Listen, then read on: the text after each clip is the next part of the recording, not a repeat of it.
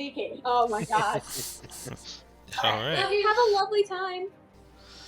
So we should be live, I hope. Hi, people. Girl, I don't know. Are they there? Like on the table? No.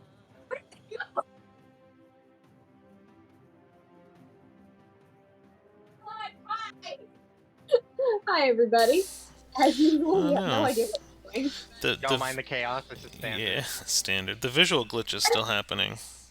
I lost my brain yesterday. The dice went wherever it went. Oh gosh, you got like half a face. I'm just now seeing it. That's terrifying. No, not you. Him. Oh, it's getting worse.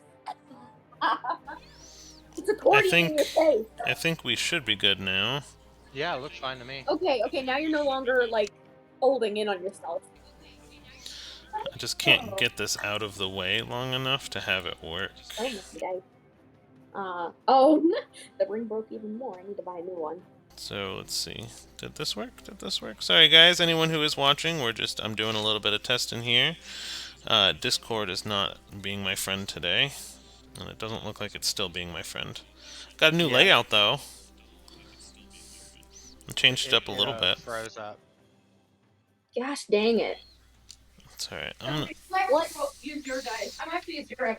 Okay, for a second I thought you were saying you might have to use your dice, and I was like, never mind, we're good. No, I meant me. Okay, which one you want to? It doesn't matter. My plan is to have you roll. I'm doing my nails.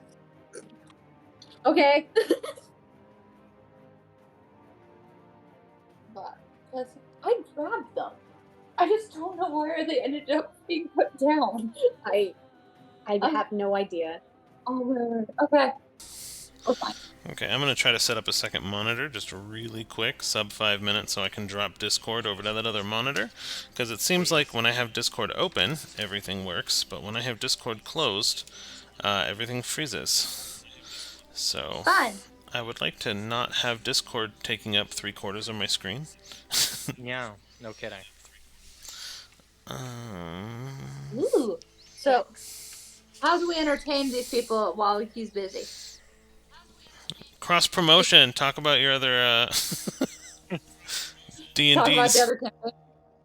Or oh yeah, the Curse of Strahd campaign is pretty fun so far. Yeah, I'm loving it. I'm loving to get to play the chaos. Oh my gosh, Snurn is amazing. Oh, like I got to hand the battalion off to you, and you are killing it. Snurn is the guy. She is the moment. Still, I think my favorite line that will go down in just pure fame will forever be "Fuck you, I'm 12." I love that Doku has zero context for any of this. My character pushed someone off a roof with zero remorse. Which is very new for you. Very Because normally all I feel is remorse. For everything. Not wrong.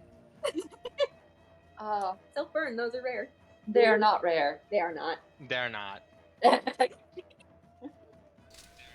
Alright. But on the positive side, though, I have coffee boba. That's good. Also not rare. Alright, let's do the ultimate test. Do you guys remember what happened last session? Yes. Fuck yeah. Yes, I do. I don't. What? Where did last? You session don't. start? Oh, Where did last session? I lost my brain yesterday. Really? I couldn't tell. Shut up. Ever. Okay. So wait, when did last session start? Like, The last session started right after we ended the whole thing with the side characters. Remember when you played Reslin? Yeah. We ended that. We killed. Okay, so that was last session. Holy crap! Yeah. That all happened last session. Yeah. And then we went back to the party. Everybody partied. Cedar kind of finished her healing. Well, she made a breakthrough in healing because healing is not linear. So basically, last session was when we were hanging out and like all that stuff, and we hung out all night. The party got to have like a moment of peace, and we all jumped off the cliff. We spent like 6 hours with balcony jumping. Yeah, and then we the next morning came and they're like, "Oh, you ready?" And we're like, "What? Oh shoot!" And so we ran upstairs, and Kidis asked her Fae Queen to fix Cedar's dress. I was just like, fix the dress. And the Fae Queen had slight disapproval to her use of the powers that she was given. The powers bequeathed upon her. Because she's like, I'm being used as a seamstress, basically. I mean, that, honestly, with Kidis, That's pretty much it. I mean, I don't know what she was expecting, to be fair. Literally the first thing that she did was fix Kidis's dress. So, like, she set up this, like, pattern in the relationship. of fixed dresses. Right. So she made the dress more regal, and then we went on the little tour thing. We went la-di-da, here's a place. Okay, cool. And then Kidis finally opened up to Dana about her cards thing that she has, and Dana was just like, pulled 3 cards. The deal was won. Lost all our money! The deal was won! But she pulled 3 cards.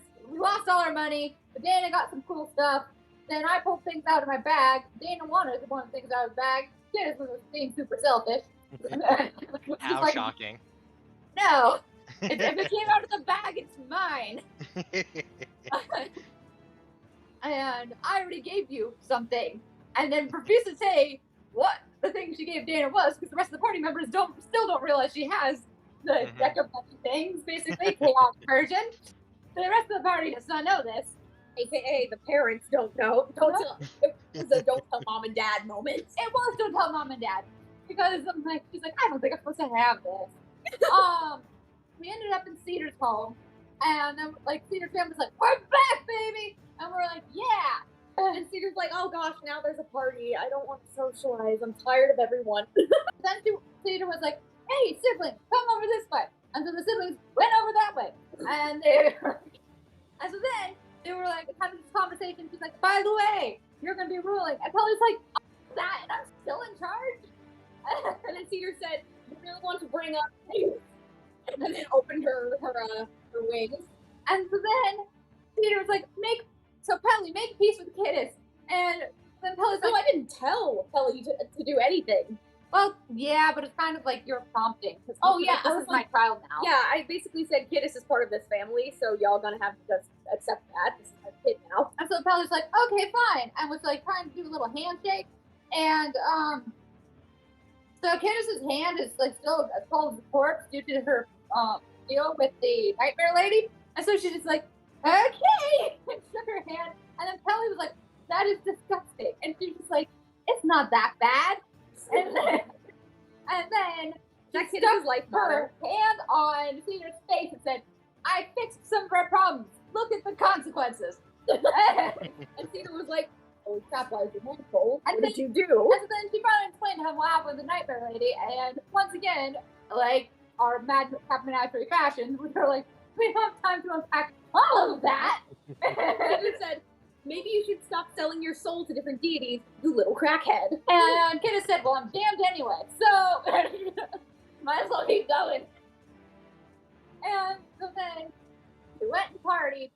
Well, we went and partied, and Cedar's like, do you want to go see things? And like, Garrison and Dana were like, no, there is now a fountain of alcohol. We are out. Thanks. And so then Cedar and Gail went off for a lovely little moment where Cedar was like, here's my room, here's my stuff. Yeah, I made dolls. No, she had forgotten that those were in there, and then he noticed them, and she was like, oh frick. Yeah. That's embarrassing. And then they went to visit Strick's grave, had this lovely conversation. Cedar said goodbye, and she's like, I'm finally able to move on now, yay! And then they went back, everyone was kind of drunk. Dana tried to get the unlimited alcohol barrel. Then we woke up the next day, we started heading out, and then we ended up where we're supposed to, with the people with the teleport, and then the people were like, why weren't you here earlier? We're like, we have time, and they were like, we do not have time. And you make me the dude an aneurysm. And then the dude led us to the teleport. The teleport was not teleport, it was speed travel. It was not teleport. And it cost us an entire day to get where we needed to go. And then now we're where Dane is fighting, and apparently it's run by a Fae creature, and you will be joined with the Fae creature for eternity if you die. So don't do that. So don't do that. Ta-da! Da-da-da-da-da-da.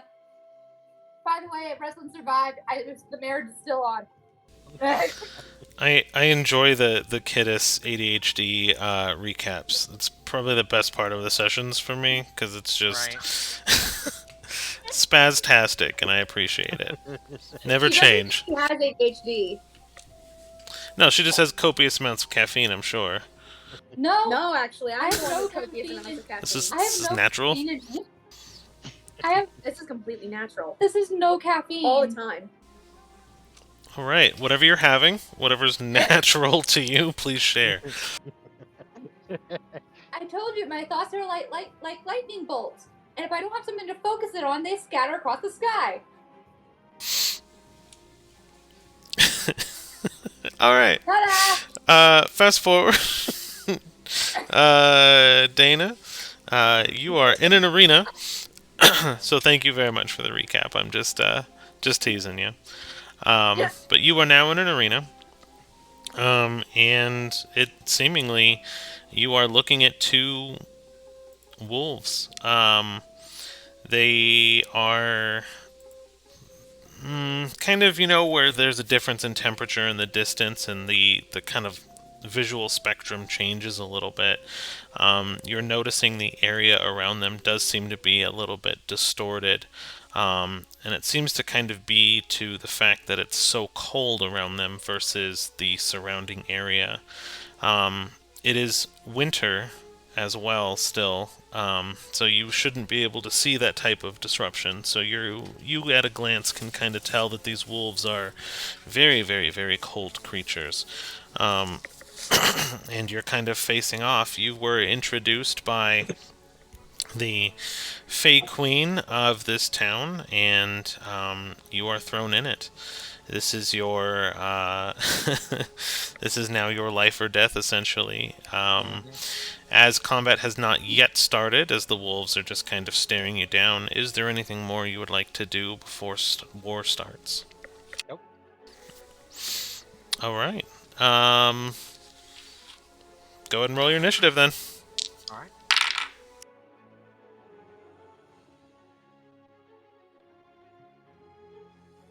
That is a 11. Okay. Okay. So the the fight starts, and you see them immediately, without hesitation, turn tail and just run full barrel directly at you.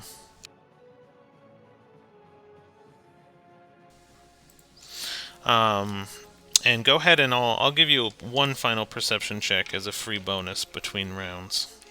Let's see if you notice anything special. Dirty 20. They are the same hue and color as the Fey Queen standing in the arena above you. Okay. And it is your turn. Alright. I will bonus action activate my Blade Song. Move right up to the wolves. And then I will take the dodge action.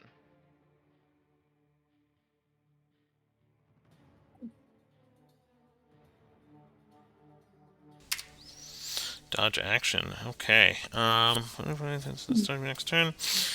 Has disadvantage if you can see the attacker. And you make. Alright. Interesting. It's probably a good call. So. They will turn up, and immediately the smaller one of the two darts behind you, and the other is now facing you. And they both will go in for a bite. Jeez. One rolled a 3. The other managed a 19, so that's not bad. Yep. Yeah, because what's your AC at now? 21 with the Blade Song. That's right. Okay. So they went in both for just an ambient bite, just to kind of size you up.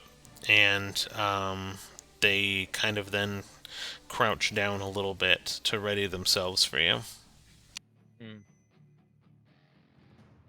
So then I will take 3 strikes at the smaller of the wolves, Okay.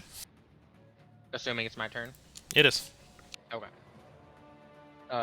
First strike with the aid of Cork for advantage. Nat 20. Okay. And then second strike and third strike. A 14 and an 18.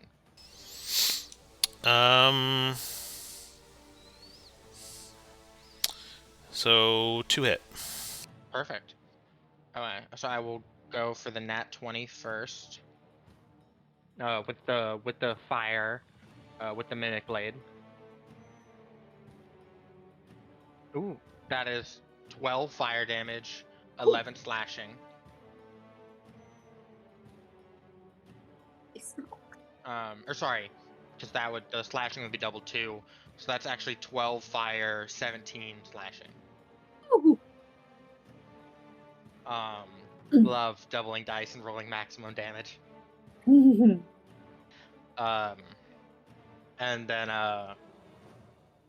the second strike, also fire, is 6 fire, 10 slashing. Okay. And then my 2 strikes with Sin are a 21 and a 26. Okay, those both hit.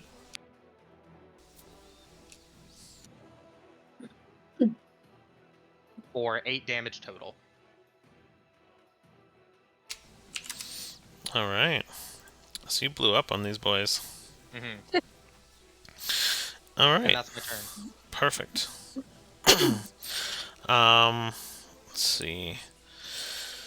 So, let's see. The one that got extremely hurt begins running circles around you. Basically at your feet. He uses his entire movement speed to just run circle and run circle and run circle. And you can actually feel the area around you getting colder and colder. And as that happens, the second wolf will actually kind of jump through that swirl of cold that is slowly enveloping you, and essentially bite and rip down right into you. With a 22 to hit, with his advantage there. So you'll take 8 damage from the bite, with another 4 damage cold. So 8 piercing, 4 cold damage. Rips directly into your side as you were kind of watching this snow begin to slowly enveloping you. And that'll be their turn. Alright. Does the small wolf that I just attacked look bloodied? He's very hurt, yeah. Okay, so what would you call that, bloodied, or bloodied is half health? As from what you can kind of tell. Oh, so then I will actually, actually I won't do that yet. So I will unleash 3 more strikes on the small one. Okay. For a miss for my first attack. Okay. And a 16 and an 11, so I'm expecting only 1 hit. One will hit, yeah. Yeah.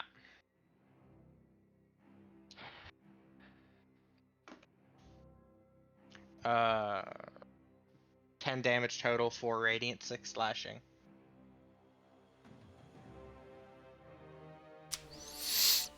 Alright, perfect.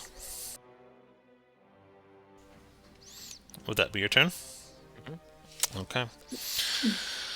So the second wolf that's been running around you in circles actually kind of finishes what he's doing, and you are now essentially surrounded in this fog or mist of just cold. And the breath you take, I mean, it's already cold outside, but the breath you take actually feels like icicles are beginning to form inside your lungs as both wolves jump through this cloud of mist and fog, and kind of switch sides as they both bounce through and attack you, you being at the center.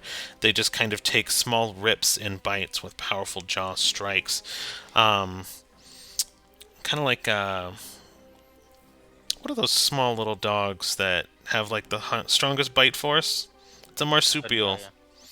Yeah, I'll figure it out in a minute. Devil? Yeah, Tasmanian devil. How kind of a Tasmanian devil attacks? They get in, they bite, and they run. Oh, flip. And all but one miss. Love it. So they seem to be taking small bites from your calves and nipping at your feet, essentially. And you kind of get this footing that you're like, oh, okay, I'll be fine. They're not going full. When in that very moment, one just rips right into kind of your Achilles and bites in, freezing up to your calf. You can actually feel your muscles squeeze and bend. For max damage of 12. Yeah. That would be 10 damage and 2 cold. Okay. Or 10 piercing, 2 cold. All right. I'll go in for 3 more strikes at the small one. Okay. For a 19-27 to hit on the first one. 1927? I was doing the math out loud, but 27. Oh, okay. I was like, wait. I was like, huh? It's like 2 strikes, 1 strike? Okay. Yep. Okay, that'll hit. And then an 18 and a nat 20. Yep, so all 3 will hit. Love it. The nat 20 is 6 fire damage, 17 slashing. Okay.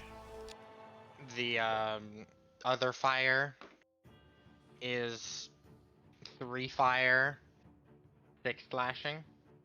And the radiant is 4 radiant, 8 slashing. Okay. Is it still standing? No. Okay. So you basically just go whole ham in, presumably with Sin, and Sin is just radiantly flaming, and you cut in. Sin's actually fire, not radiant. Oh, sorry, Sin's fire. You're good. And you just go all 3 shots in, just piercing this mist as it like kind of flings to the side and reforms around each strike. But the wolf just gets caught off guard, and all 3 land and pierce, and it actually fades away almost like kind of like distortedly, like the image of it fades as you kind of kill it. You would expect a corpse to kind of fall to the ground and slide away in its own inertia, and it begins to slide away and then vanishes. Okay. That's me. Okay.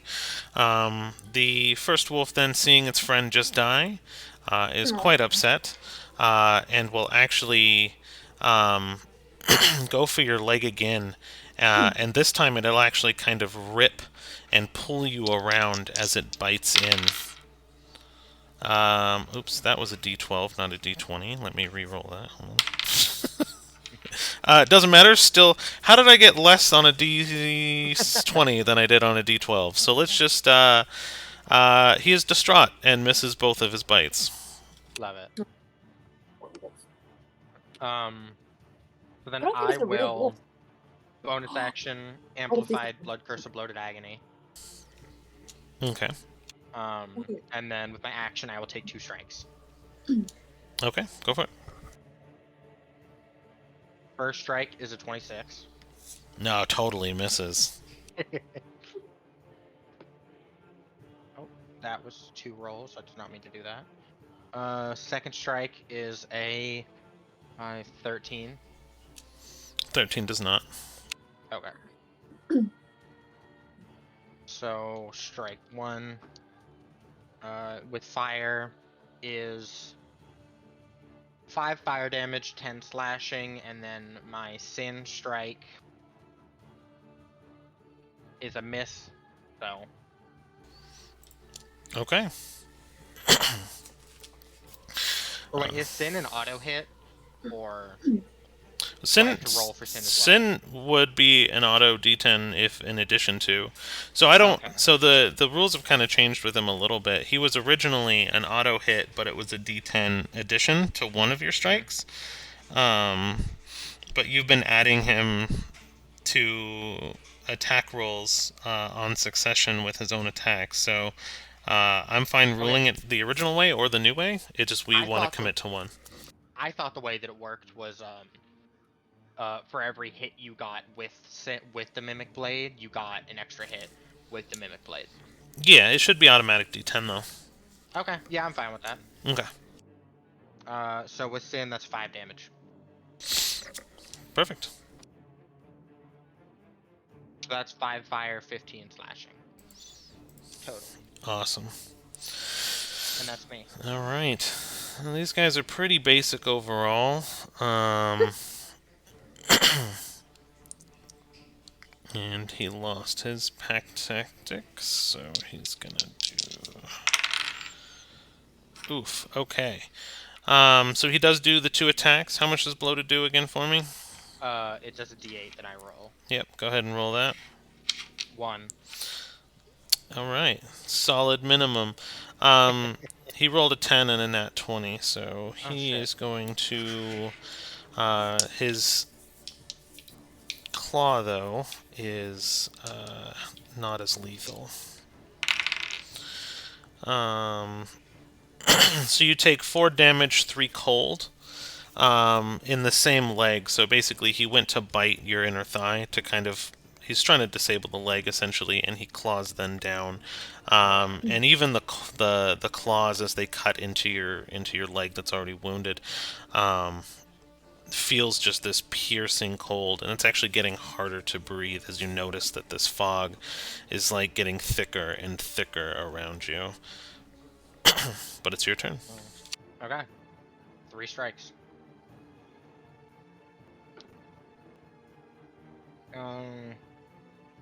First one is a 17. Okay, that'll hit. And then another 17 and a 22. Okay.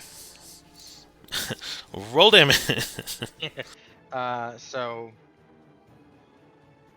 with sin, that is 6 fire, 11 slashing total. And then again with sin, that is 1 fire, 11 slashing total. And then without sin, that is 4 radiant, 6 slashing. Okay.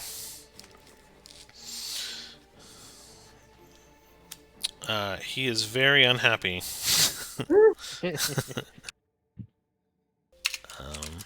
And he does get a con save for Blood Curse of Bloated Agony.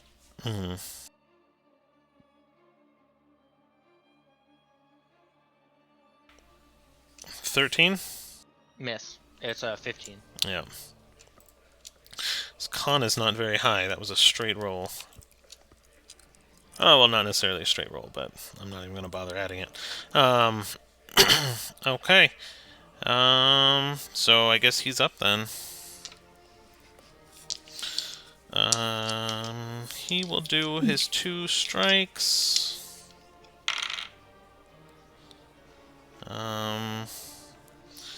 Go ahead and roll your blood curse for me. 4. 4. Alright. So he goes in for 1 strike and just kind of misses and shakes it off, and as he goes in for the second bite, his teeth actually land with a nat 20. However, you see his body begin to morph as his blood almost boils out of his veins, and he actually explodes into this winter storm cloud of just nothingness and you start to hear, for the first time, the sound from the audience come through, the cheers, the clapping, the hooting and the hollering, as the second wolf dies, and you just hear the clapping of the Fey Queen as the sound of her claps permeate through the arena. You just hear a voice begin to speak out.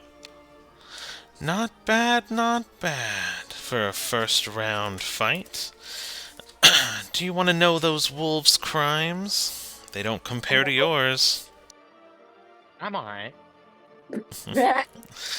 Spoken true to who you are, the killer that brought you here to be. You will allowed a short rest, I guess. You have any interest in seeing your friends? No, I'd rather do this alone.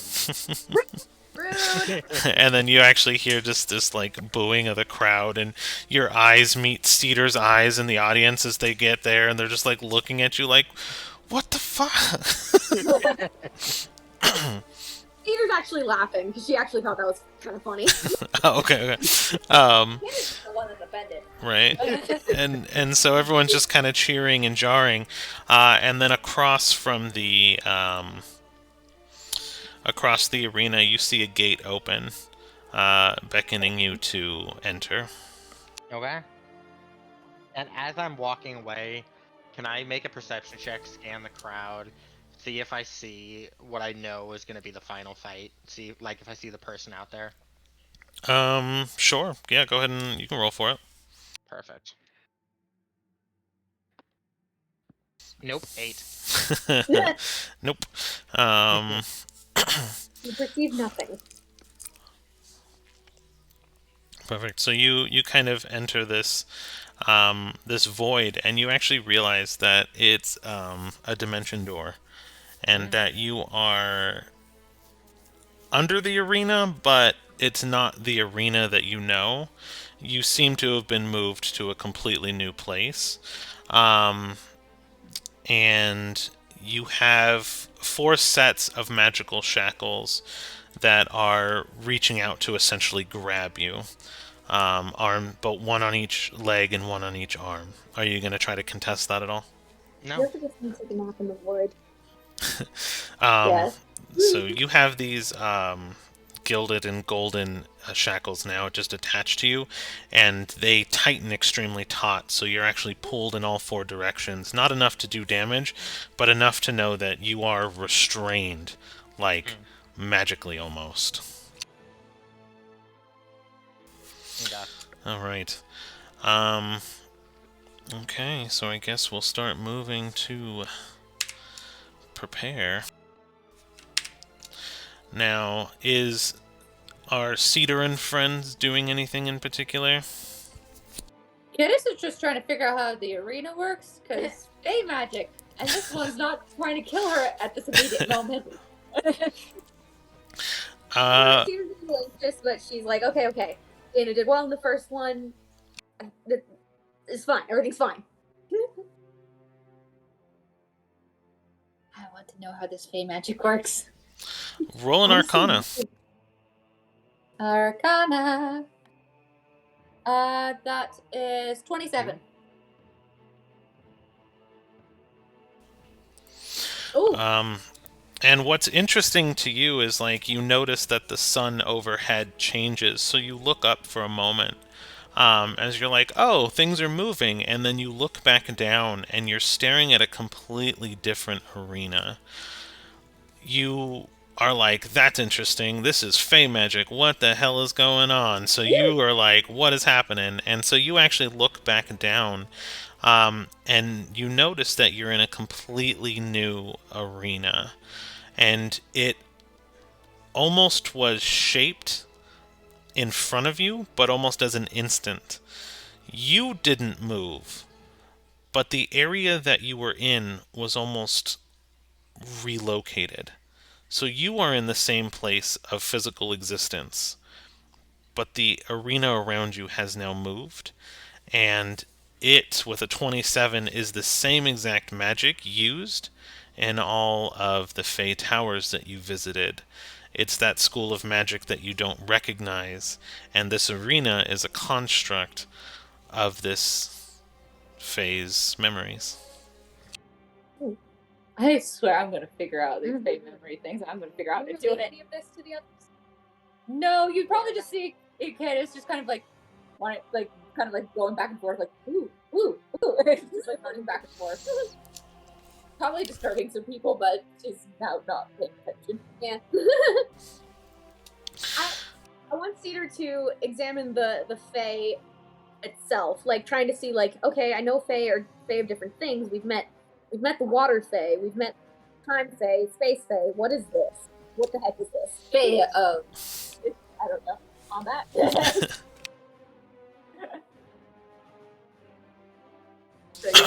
So, let's see here.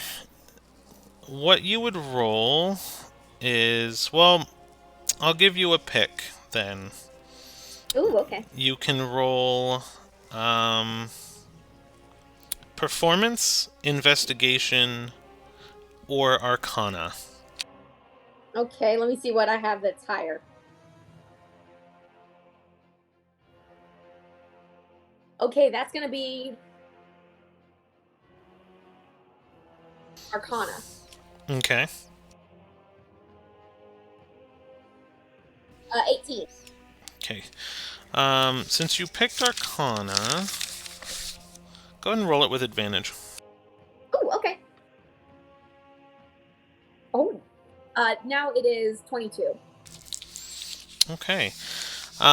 So you were trying to figure something out that's perplexing you, and your feathers actually kind of gleam, and you're trying to figure out the trick of it all. And you're examining the Fae, who is large, but it's actually just a projection of herself, standing in the middle. She seems to be addressing the crowd, introducing fighters for the next fight, but she's not actually there. It's just a projection, almost a recording of her, and she is somewhere else. With a 22 in Arcana, however, you realize that she is 100% a Fey Queen. Just like the ones you have met. You don't get an evil sense from her, but you also don't get a pleasant sense. This is very neutral. Okay. With a 22, odds or evens? Evens. Okay. 12. You realize where she exists from. She is the concept of entertainment.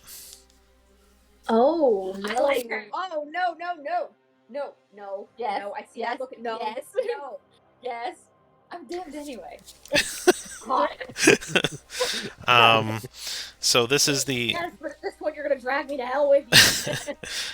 Essentially, she is the dopamine hit that people get whenever they feel a sense of excitement or pleasure or entertainment from their dull lives. And you get a sense that the reason why she is so powerful is because she is the only one of positive things that is in Gem, because it's a mining town. Slavery is very popular. You were kidnapped here. It's not a nice place to live. So she is more powerful because she is one of the only true forms of entertainment here. And you are inside of her domain. Can I right here now? Oh no. Well, we'll flash forward really quick to where she actually is. And she is actually walking up to Dana. You are in a just a completely black space, trying to rest, as she walks up to you and goes, "You think you would get a chance to rest? Open your eyes, child, and look at your fate." Alright. I shall open her eyes. So you were given to me with a long list of crimes. And I paid a pretty penny to get you in these fights. But I'm a little perplexed. Why's that? Should I give you a chance to rest and let you roll a hit die, meta, and recover? Or should I just impede your fight and impede your rest to just make it that much more entertaining for my crowd? What do you think? And she'll kind of just run her hand down your cheek and just pinch it a little bit like she's playing with a child. Quite frankly, that is completely your call. Give me something here. You're just so boring. I know what I deserve, and this is it.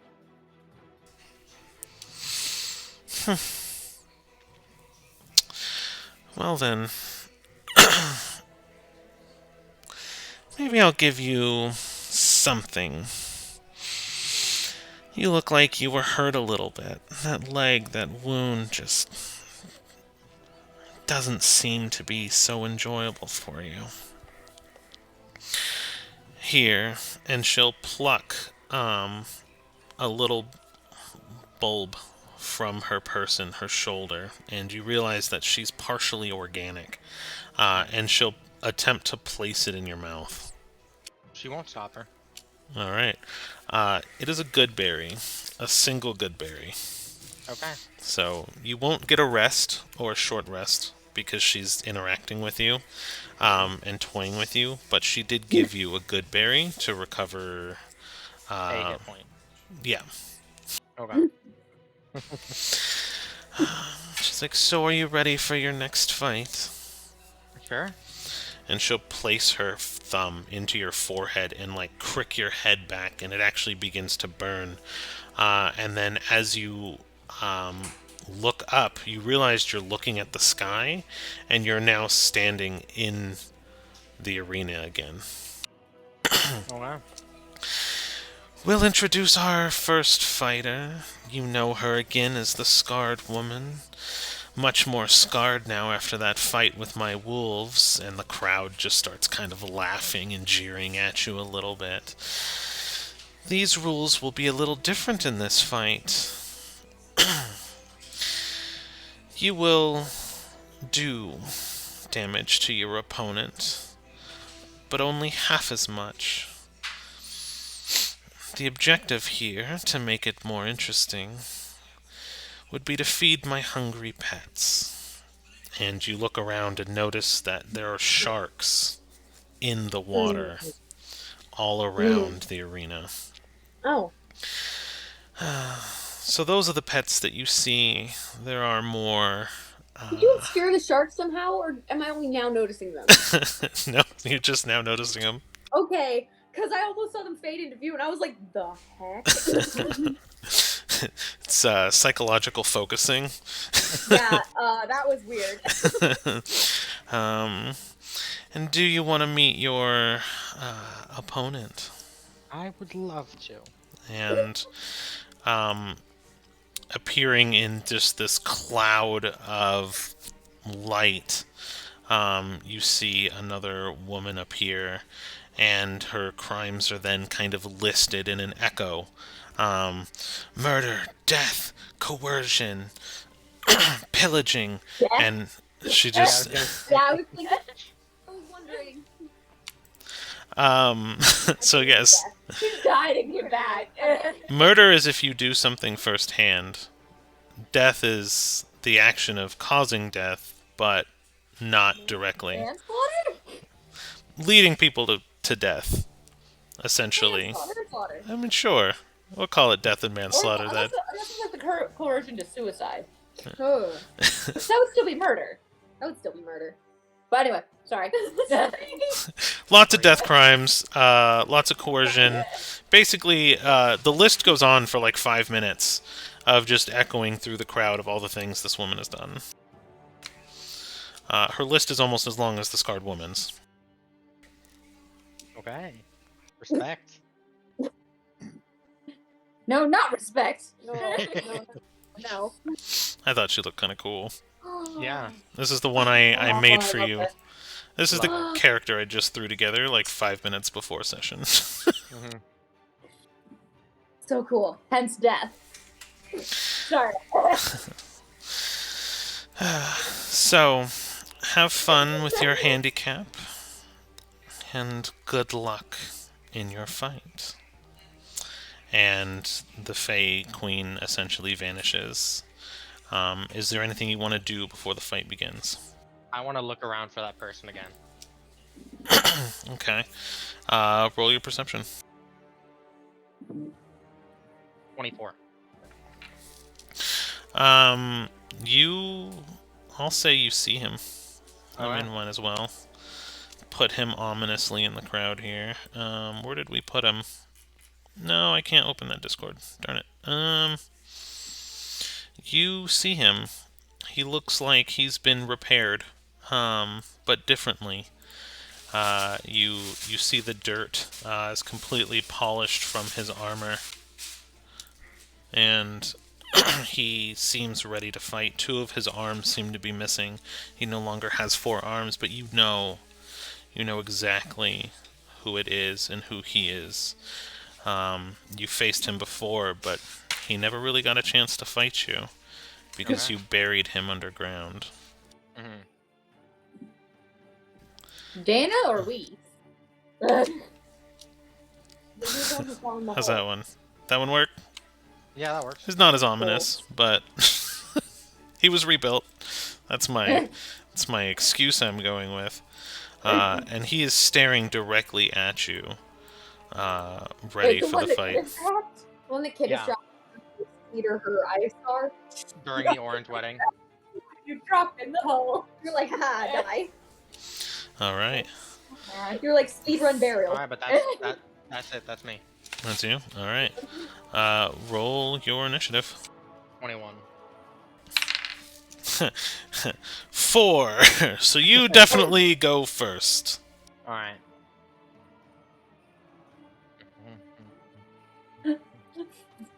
I still find it so funny that I was just like, don't feel like going through Barry.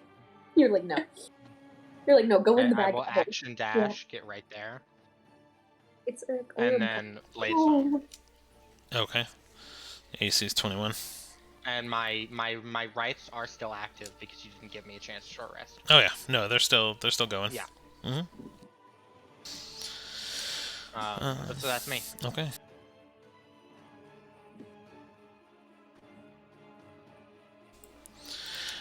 So she is actually going to stand still and get 60 feet away from you directly, which really doesn't require her to move.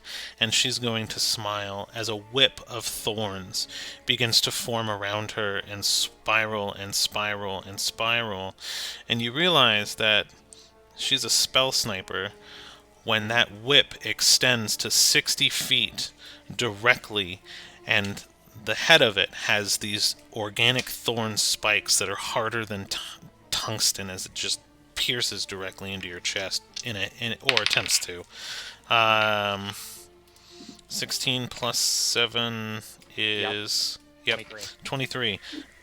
So you get punted in the chest by this thorn whip.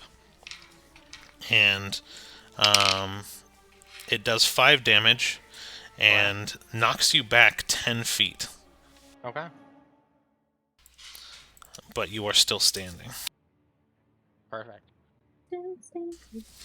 And that'll be her turn. Bring the copyright. Oh, sorry. Let's not go too long.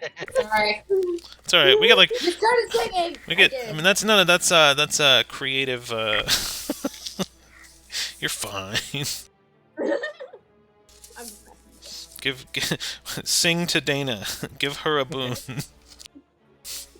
Like, legitimately, don't start singing. I will start singing with you. Is that like Cartman from South Park? Where you can't not finish a song? Exactly. Alright, action dash once again.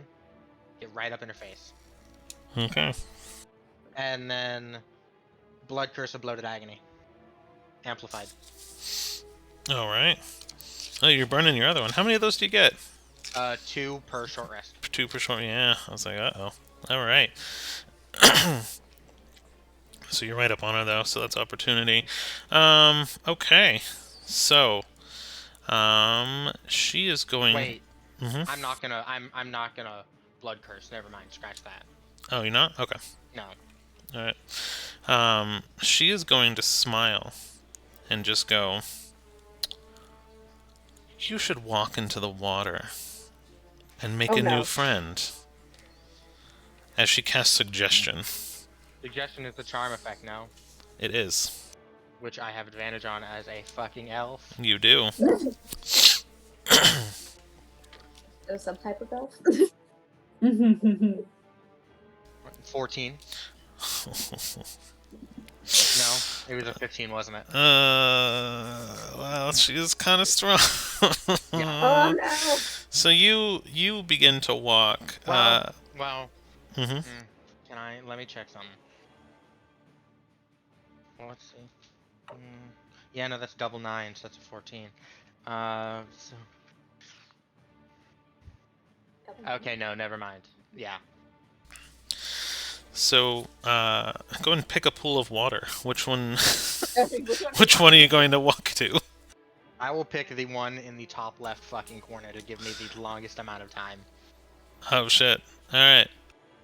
So, I have no movement left. So. Yep. So you're gonna just move there, Yep. and And that's my turn. And so, assuming it's the bottom of my turn now, I get to make another save. It's true. All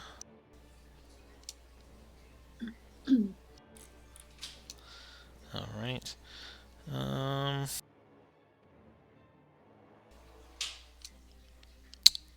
Yep.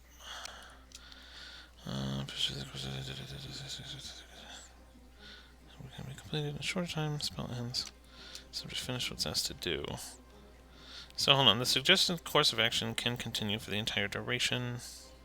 Well, actually, you cannot have me do anything lethal with suggestions, so that wouldn't work.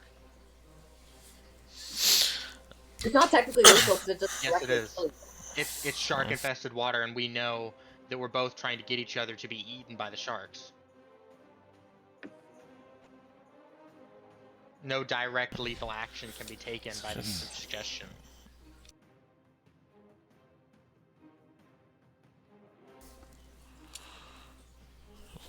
This is hold on. Alright. Okay. Asking the creature stab itself, throw itself into a spear, Emily. Okay. Well, she said meat, so technically the suggestion could walk up to the water and say hello to the shark. Sure. Yeah. And just start running out. So that'll put you near the edge of the water here, and you're looking down at the shark, and you're saying, "Hi, shark. It's nice to meet you."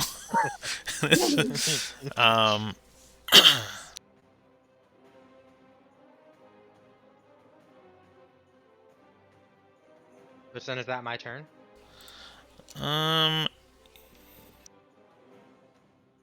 Let's see here. I'm seeing one thing.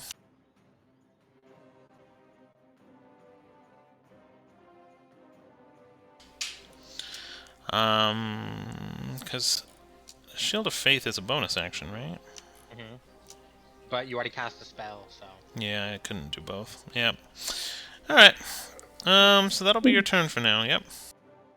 Perfect. So is that the end of suggestion, or can I make another save? I think that would be the end of suggestion then. Perfect. I forgot I couldn't kill you.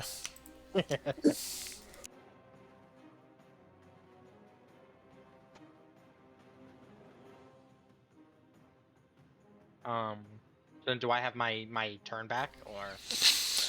Yeah, because you... Wait, so you spend your turn doing the suggestion. It's the end of suggestion. Mm-hmm. So then it would be her turn. My turn. Yeah. So it'd be her turn. It'd be her turn. Yeah. Okay. So then, okay. So that's what she's doing. She's going to then just do her Thorn Whip again. Okay.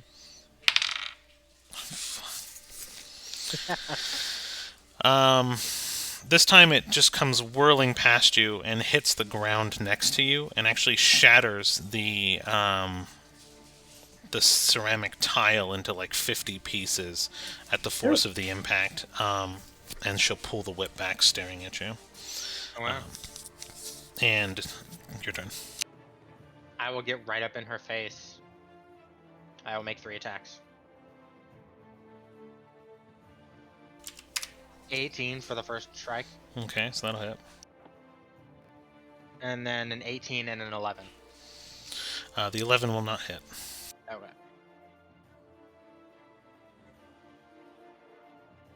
First strike with the fire blade is 1 fire, 15 slashing, reduced to 1 and 8.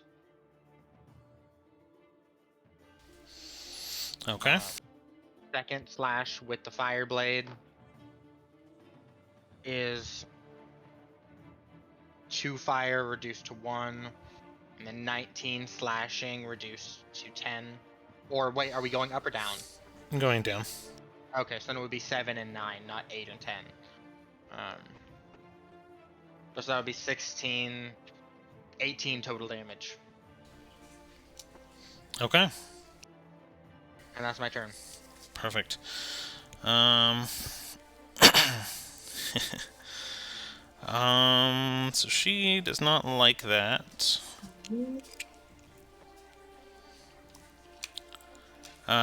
So make a dex saving throw. Okay.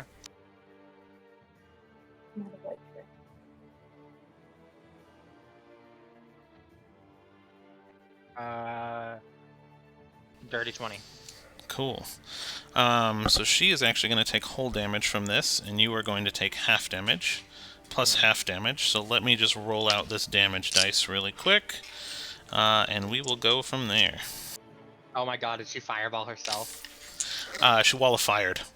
Ooh. So she put up a wall of fire in between you two at each other's feet. So Okay. so now she jumped out and you jumped out, but you guys were both in it.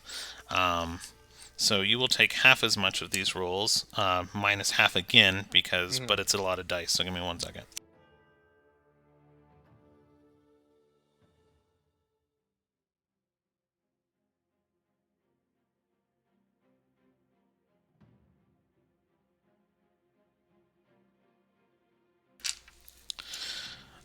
So you are going to take 14 fire damage. That's with the reduction.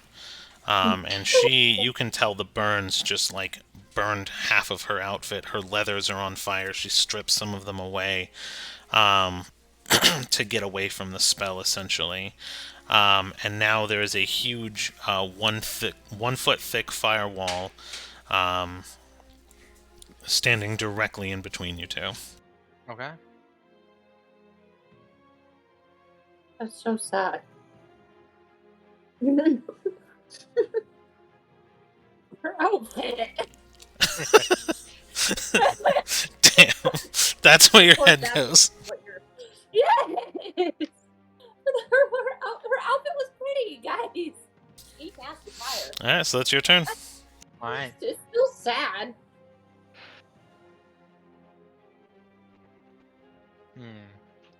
Now this gives me something to think about. Oh, actually, no.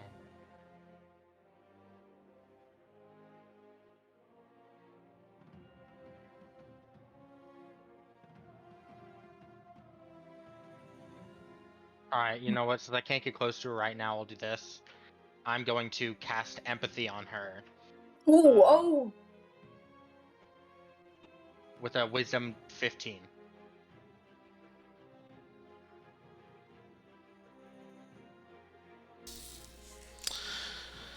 I don't want to talk about it. Because there is no way she should have failed this at all with like a +7.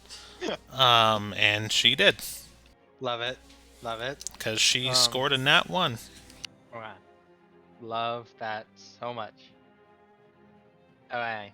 So at the end of my turn, she will take a d6 of psychic damage, which is 5. All right. So reduced to 2. Reduced to 2. And And what was the? Empathy. So, It forces her to, basically it puts her in her safe space, but her safe space is burning to the ground with all of her loved ones in it, and she can't do anything about it. damn. Alright. That doesn't stop her from acting on her next turn, does it? No, it just just she gives just her takes the... perpetual damage. Gotcha. Alright. She's not looking extremely healthy. Oh, and actually, before I end my turn, I'm gonna back up right here, and if you'll allow, I'm gonna use my bonus action to try and crouch down behind the barrier. Okay. That's But fine. that's me.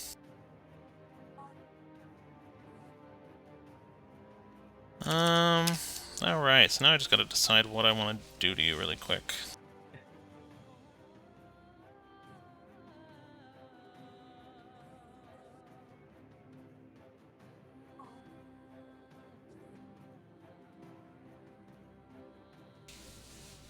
Okay.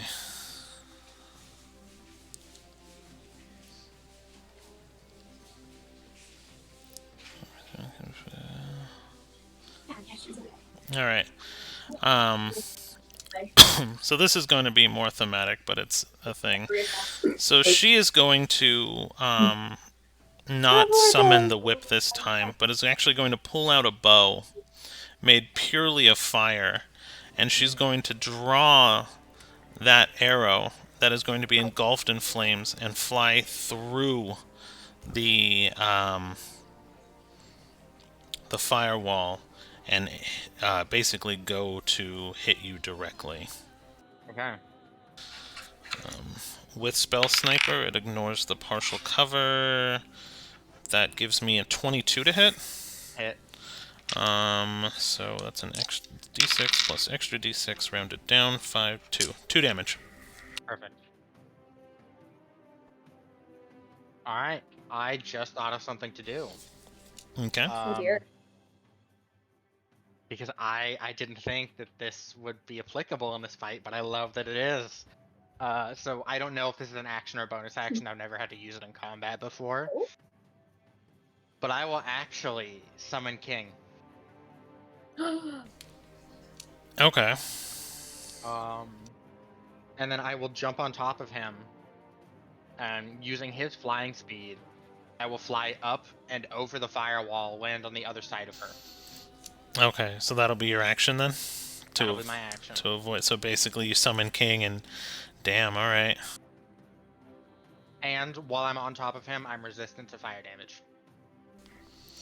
You are. And that's my turn. And another d6 for that psychic damage. Oh, yeah, roll that for me, please. 1. 1 again. She's still pretty unhappy. Let's see. I did not anticipate you getting close. So let's figure...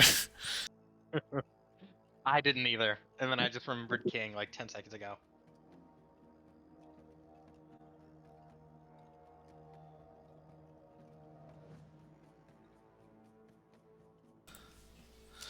Oh, man. I'm not... what can I do? What can I do?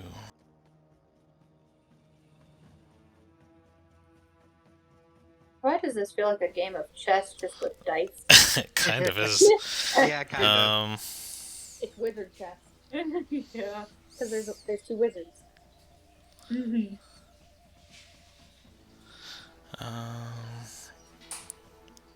Alright. So, as the bow dissipates from her hand, she's actually going to draw her sword and strike up and outward. And the sword is actually engulfed in sparks in green flame. As the sparks kind of fly at your face, a green flame is summoned from the earth behind you, as if the strike hit behind you and is coming from behind you. So she strikes through you, and a green flame comes up and attacks you from behind. Love it. Ooh. She does not hit, actually, with that. Even with all the bonuses to the modifiers and stuff, so that sucks. That was my cantrip then. Yeah, no, that's her. Alright, Alright, I want to do something, so I'm going to give my action to King, if you'll allow. Okay. I'm gonna have him just do a 180 turn, kick her square in the chest into her own wall of fire. Oh. I was kind of wondering that. I like that. That's pretty awesome. All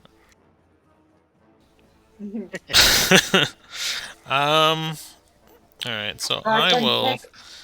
So let's do it this way. Go ahead and roll an attack roll. 25. 25. For King, For- with King's bonuses and everything. Yeah. Okay.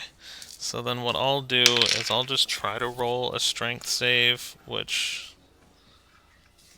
it doesn't happen. Because I don't even know what this. I would put this. What is King's strength modifier at? +4. He has a strength of 18. Yeah. So, so it'd be even that would be what 12 plus. So that'd be 16 at minimum. So that would actually be 13 minus 1. So I rolled a 12.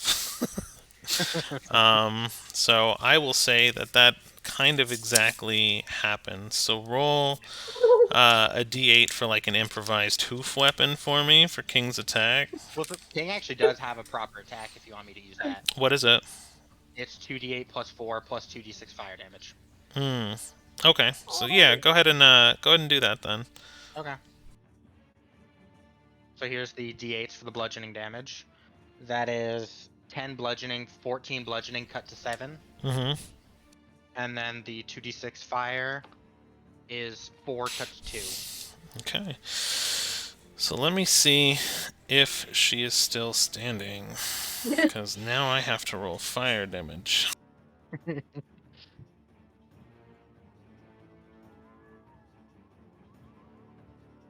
And just as, or actually I'll save this for if she goes down.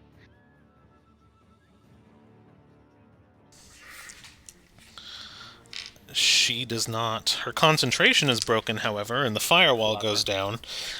So she goes into the flames, and she just looks fucked up. Like, she is bleeding from the chest. Her wounds are burned over with third-degree burns. She's got one eye completely cauterized, closed, and she's just in copious amounts of pain, but she is still on her feet.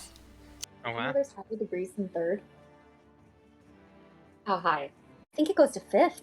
I can check though. I would love that. I think fourth or fifth is when when it's burned all the way to the bone.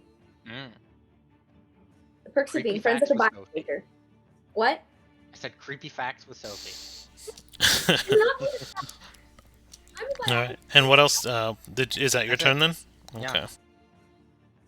By the way, Kidus is very much enjoying this fight.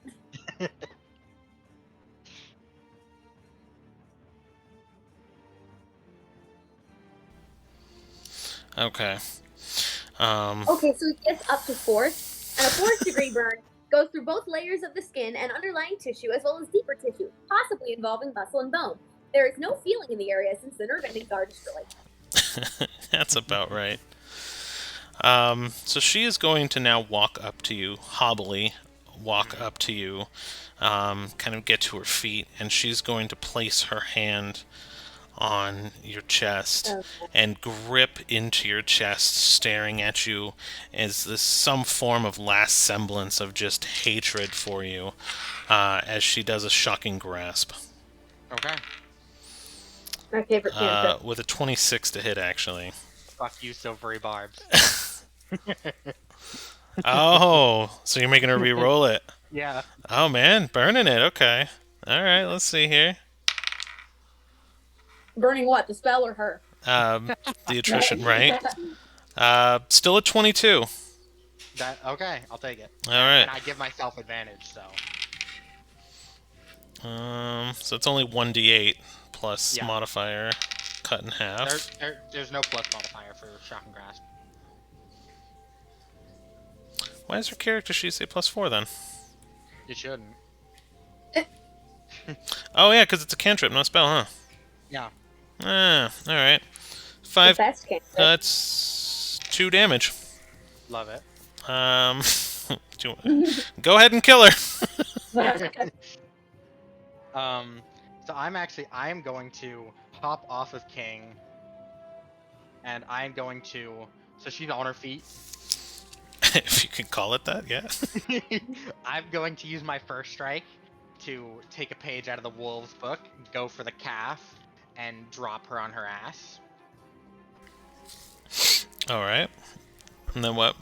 That's cocked. For a 14 to hit. 14 to hit. Actually, only a 14? Yeah. No. Okay. Second strike is a dirty 20. No, that misses completely. That'll hit. Alright. And then my third strike is a 16. That'll hit. Perfect.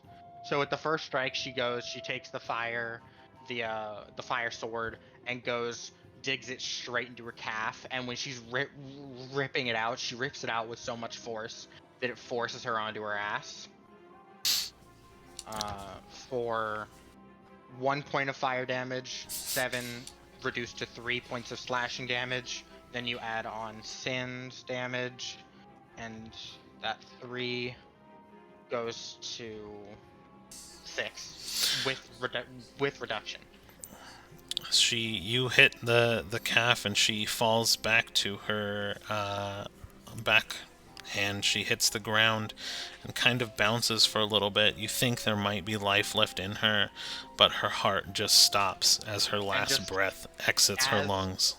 As I see her like just trying to hold on to life, I'm gonna look up at the Fae Queen, and I'm gonna look down at her, and I'm gonna say, "All right, look, I didn't want to do this, but word of advice for your next life: when you're gonna play with fire, don't play with fire on someone who does it better than you." And she lets her die.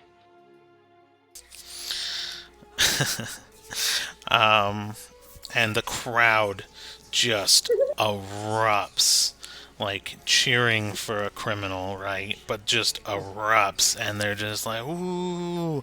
And like, you start to walk away from the corpse because you see the center of the arena start to open as that's your exit, and people are just throwing like vegetables and like rotten things at the corpse of this woman. And some of them hit her, and like you kind of think you see a little bit of movement of life, but she's just gone, as her body then turns to sand and works its way off of the overhead platform and just becomes one with the sand of the arena. Right. And then as she's walking away, when the vegetables start to get thrown, she'll actually catch one on the fire short sword, one of the like fresh vegetables, and just as it's being cooked by the fire, she'll just start eating it off of the short sword. Let's see. It's an eggplant. It's Love cooked, but tastes disgusting anyway, because it's eggplant. Agreed.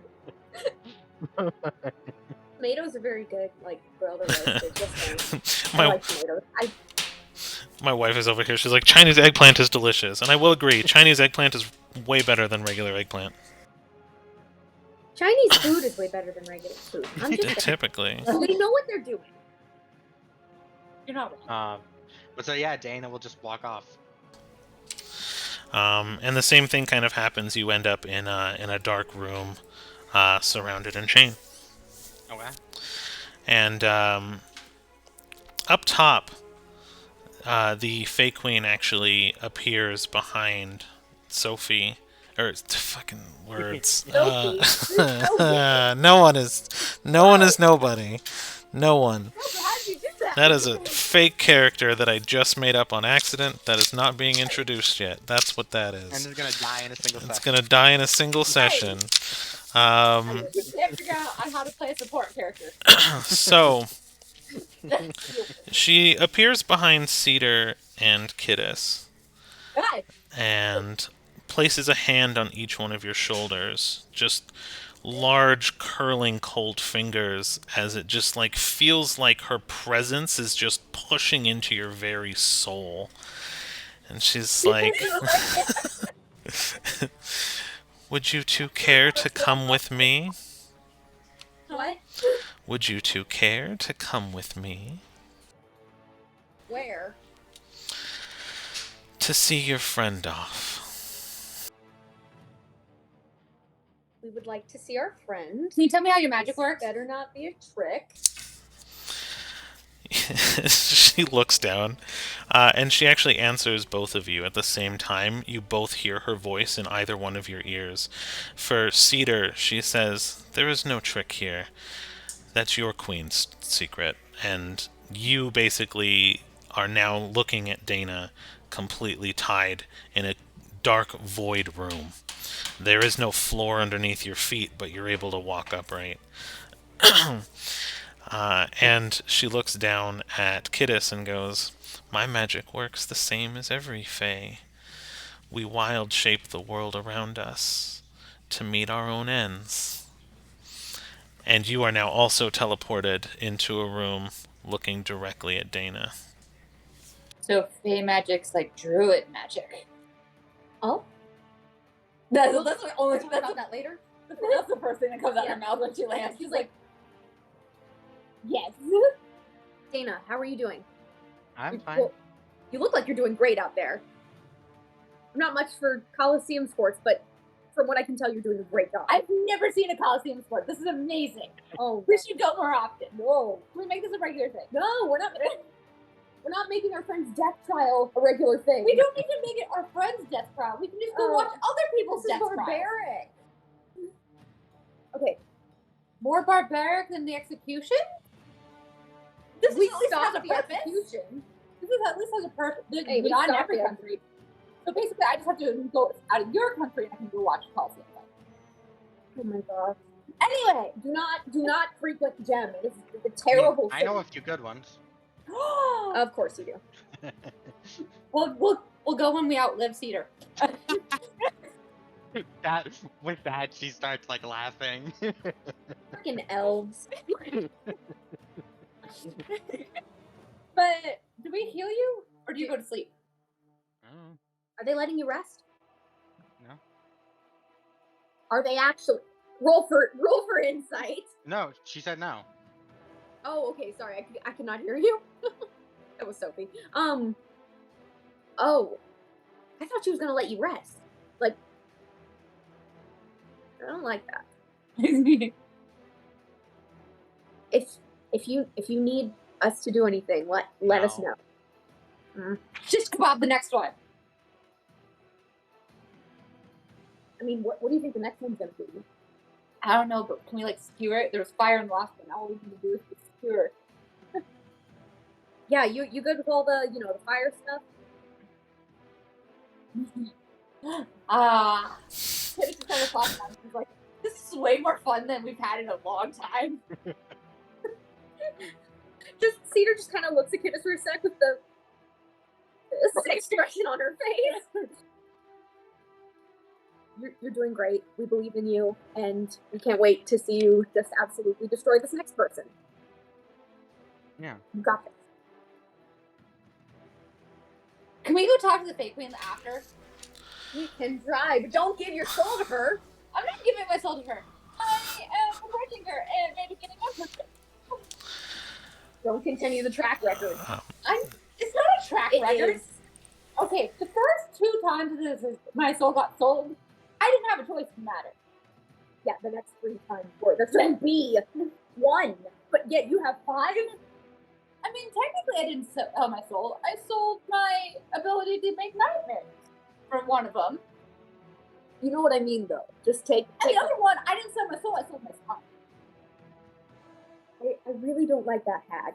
I really don't like her. So, And she's just... You hear the Fey Queen's voice just echoing through the void around you. And she's like, this does not seem like a proper send-off to your friend. No, this is standard. yeah. I'm giving her happy memories for her last moments on this world. She's not going to have last moments yet. She's gonna survive. Hypothetically. So, You're gonna live. Hypothetically. Dana, don't die. Just Hypothetically. Dana, don't. in honor of Yellow's presence, Dana, I just started healing from the last impactful death, so please don't add another one. If you die, what happens to the god magic? God magic. Pretend you don't hear me right now. I am an owl and I hear you. And block your ears. You got like giant ear tufts, so can't you just go? I could, but I don't want to.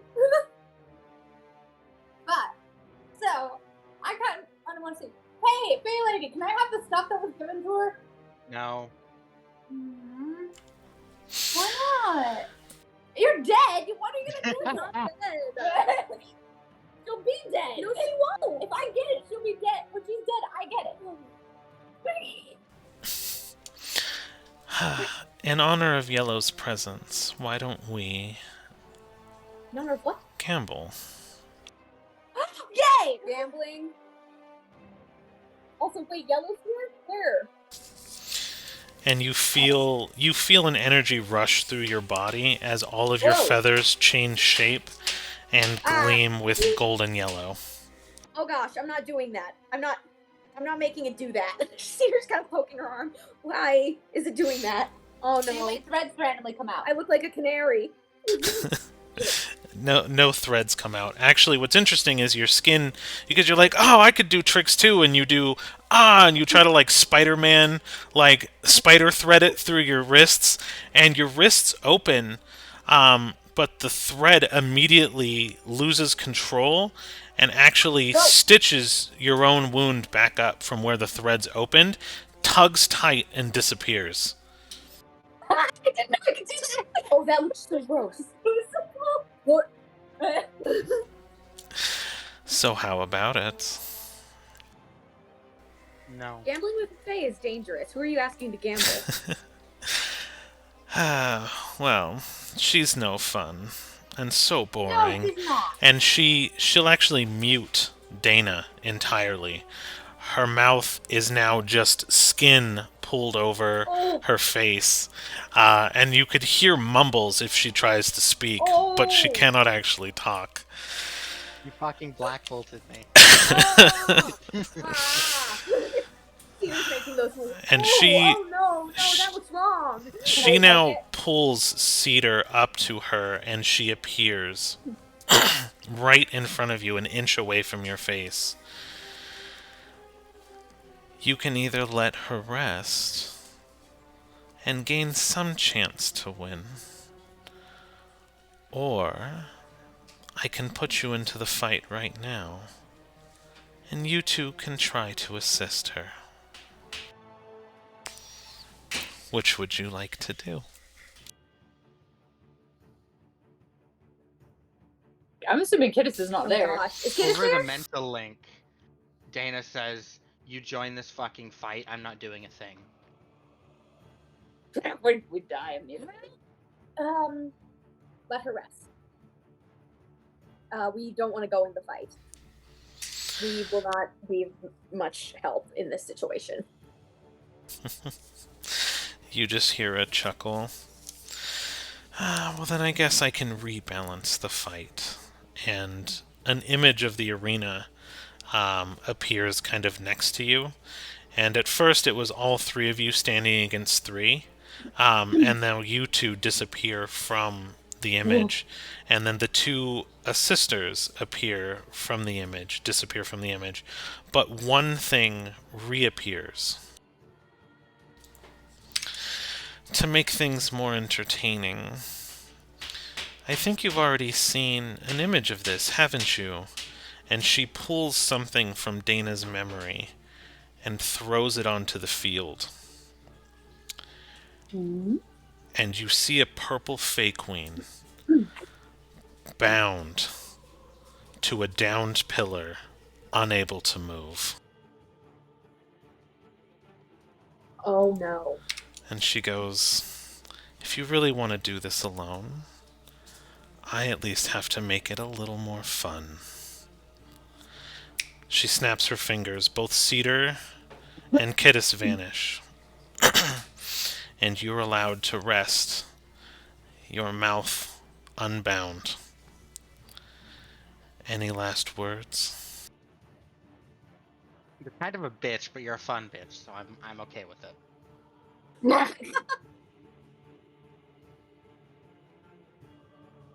I mean, yeah. Oh, she's so pretty. Wait, I Can need you- to get to see her. Can you send the picture in the Discord chat so me and Charisse can see what purple looks like? Who's that? I did it to you because you guys just did it to me. It was a joke. It was like, who's... Yeah, but it's for us. I know. Oh my god. No, not Laura. Oh wait, so is this the final fight or a fight before the final fight? This is the final fight. Alright. She is gorgeous. Oh my gosh. Uh, That would be one. I'm gonna find the artist and put him up on the page for a week, just as a thank you for but I lost. Yeah, whoever did this. I lost who it was, so I'm gonna have to re-find it. I had a note, but then I lost everything. So we'll get there again. If you're the artist who somehow sees this, I will credit you. I promise. If Okay. you do see this, you did an amazing job. That was It gorgeous. was amazing. All right. So, what do? You are now unbound in the void. I How do you rest. you spend your short rest just resting? Mm-hmm. Okay. What does that put you at life-wise? Because of my periaptive wound closure, I double all hit dice rolls, so I'm back to max. Okay. So max on max. This will be fun. And I got my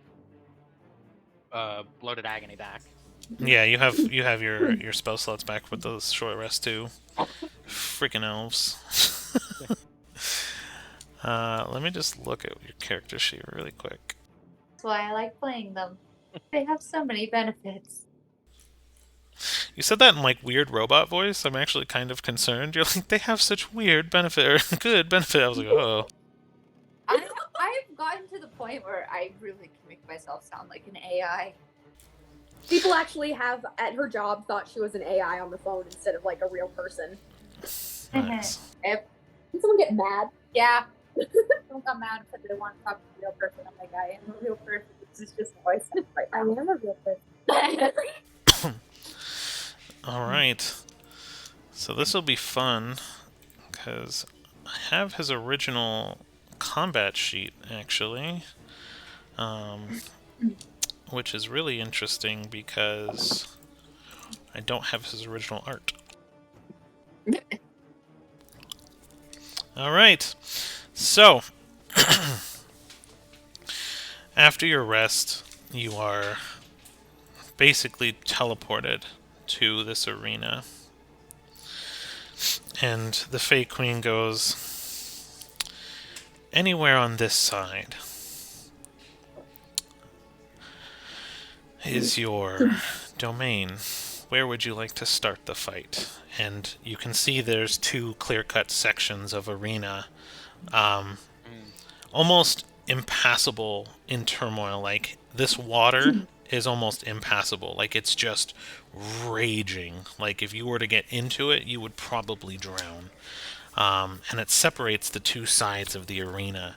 You can almost not hear the roar of the crowd over the roar of the water as the area around you is completely silent. Okay. Give me one quick moment. Can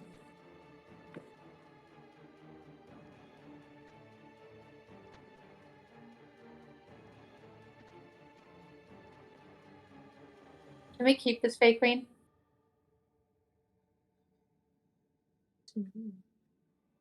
She's so much fun. All right. Do you guys want to take a quick fiver before we get into this? Yeah, that'd be great. Sure. Yeah, I just had a quick distraction. So yes, let's do a quick break, everybody, for anyone who is watching. We're going to take a quick fiver, and we will be right back. Bye, guys. See you in a second.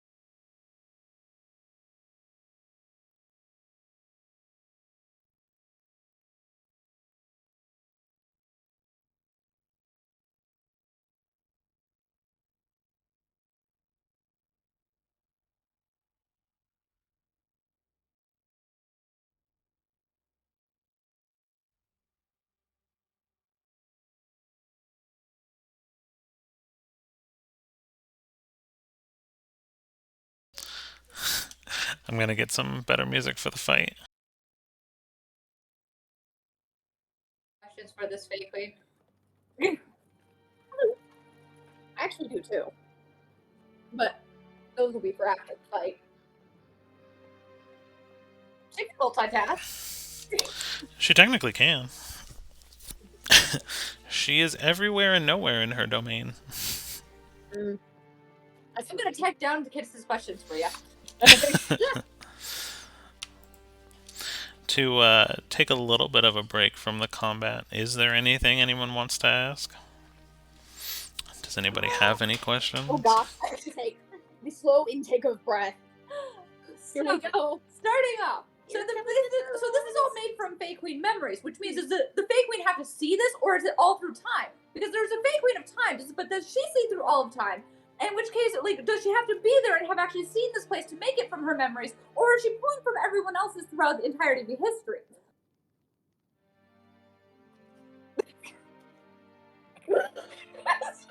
You open yourself up to that, Goku. Oh, it's all good. So, is there an agent of memories?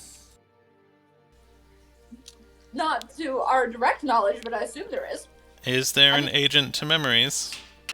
Oh, is it the little lady that was sassing me because I wanted to just off my boyfriend? A bowl of soup appears in front of you. Soup rabbit!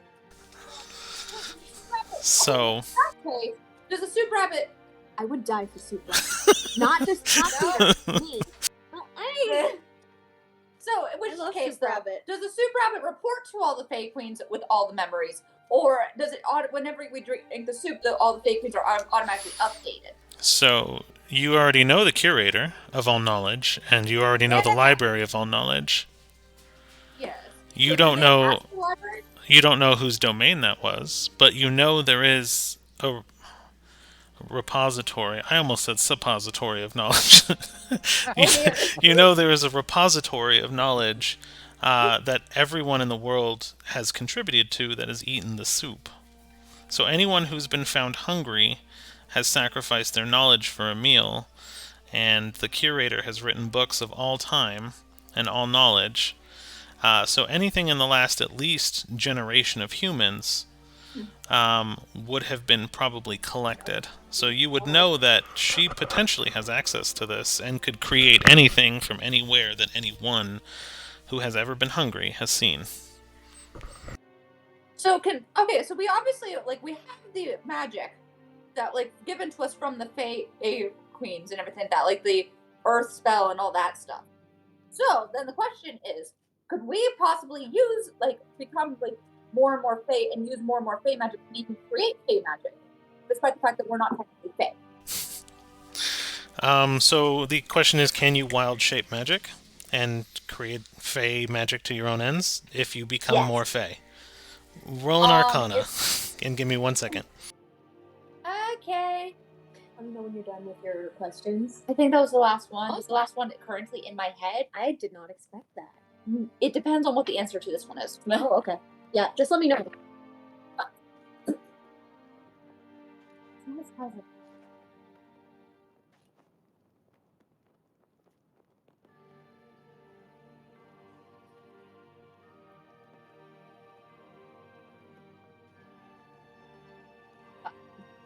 In which case, though? Sorry. There we go. Okay, so go ahead again. I got 18. You got 18. I thought you were saying 18 questions, and I was like, whoa! No, I have one other question on top of my head. So your Fey magic that's been granted to you is coming from, essentially, a source of Fey magic. Now, if you were to become Fey, or you were to change your magic to be Fey-sourced, you could potentially create your own magic or your own means. I mean, there is a progress that all of these Fey became Fey, and you could potentially follow suit. Okay, so in which case also, so the Fae are basically created as forces of nature. So you have the water and all that, but you also have ones that are concepts like entertainment, which means would the Fae disappear similar to gods if the idea of them stopped existing? such as like if the idea of entertainment stopped existing. Sad. Roll an Arcana or History. Okay. I guess Arcana 13.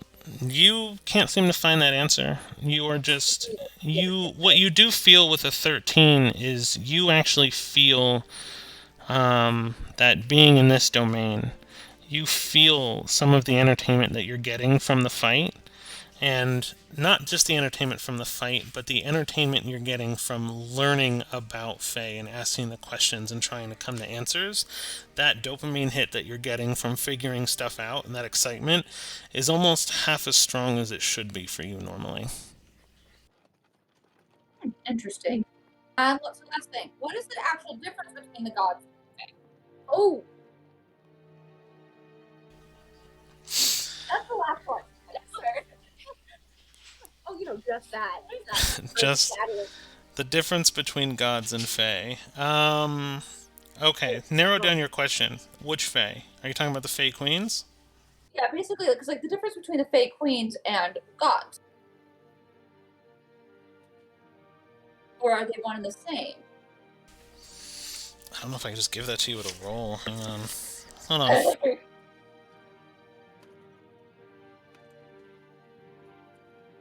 have so many questions.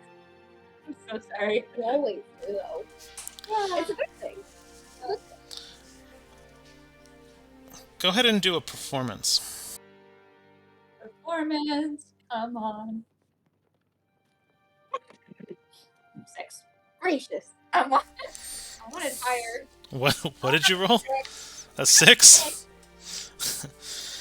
No answers for you. I will find these answers.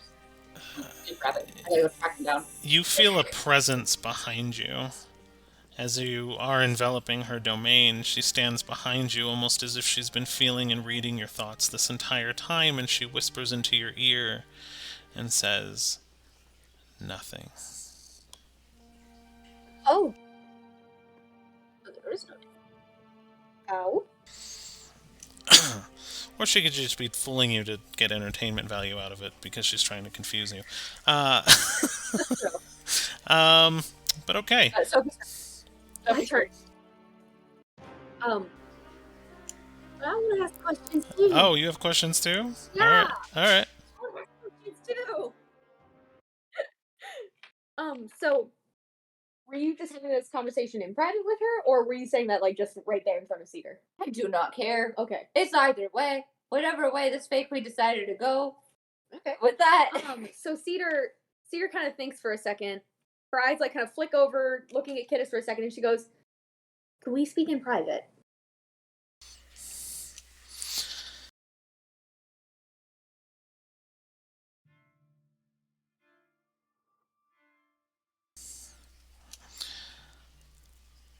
Only because I might as well give you something before you watch your friend struggle for her life.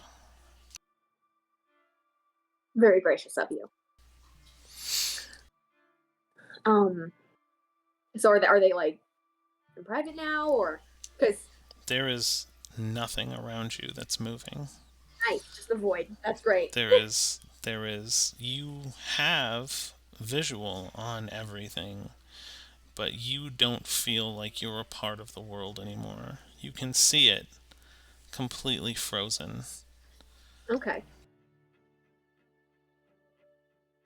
I want to protect my friends, but I don't have the abilities to do so. I know that I was able to break my own hag deal, but I don't know how to help them with theirs. I'm starting to draw some conclusions. I think you probably know what they are.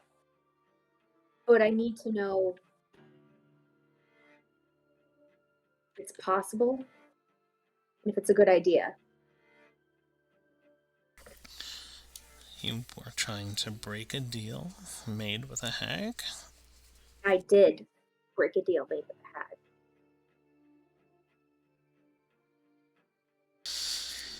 Well, hags are nothing creatures.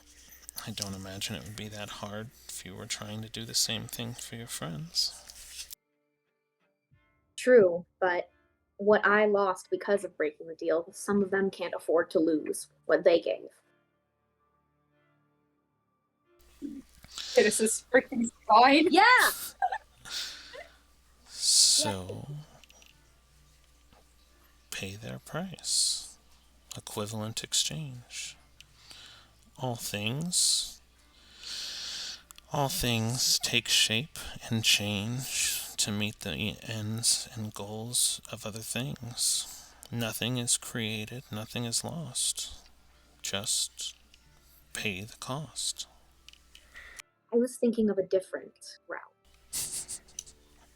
That hag should not be able to make the deals she makes because of the way that she does it. There is so much duress in the situation, first of all. And second of all, she already took things from me. I'm tired of losing things. And people. A physical form of the Fey Queen of Entertainment swoops around you and actually sits on your lap and crosses her legs and wraps her arms around your neck, and she's just kind of smiling while looking directly at you. Did you say yes to the deal that she made? Only because I felt there was no other option. That was not the question. You complain about the way a deal was made instead of tipping the cards in your favor. That's what I'm asking for. A hint on how to do that in the future.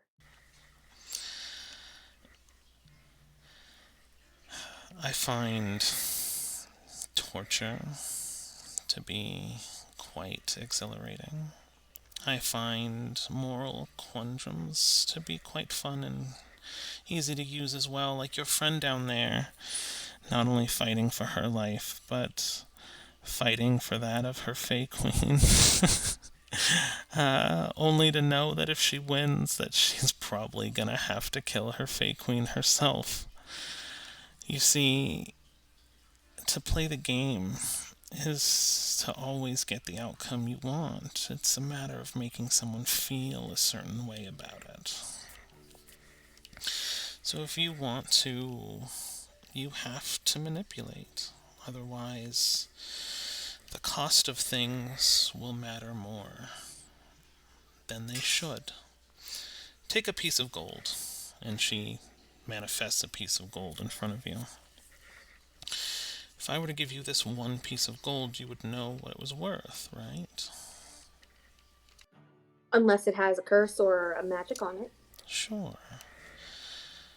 But if you had enough gold to last your lifetime, would you really care if I gave you one piece of gold? Versus if you were starving and had nothing, and this one piece of gold could save you. How much would that piece of gold be worth? Much more in that circumstance. Right, but it is just a piece of gold. It's something that comes from the earth, something that's worshipped because of how rare it is, when how rare it is only there because the earth itself decided how much of it wanted to exist and how much of it was able to be found. It's all a balance of value. If you want to break a deal, make the value of what you're offering worth more than the deal to the one you're making the deal with.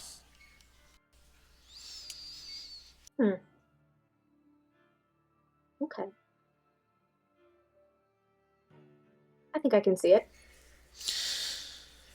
See, a trickster picked you. And would you I don't like know to... why. She doesn't talk to me all that much. Would you like to know a secret? Go for it. It's worth 1 gold. And she'll hold out her hand. Cedar pulls a gold out of her pocket and it just kind of does like the little thumb coin flip, like right into her palm. She also is starting to wonder why she picked you. And woof, your energy is sucked right back into the arena. Everyone around you is cheering. Kiddis looks over and looks back at you like, yeah, Dana's about to kill something!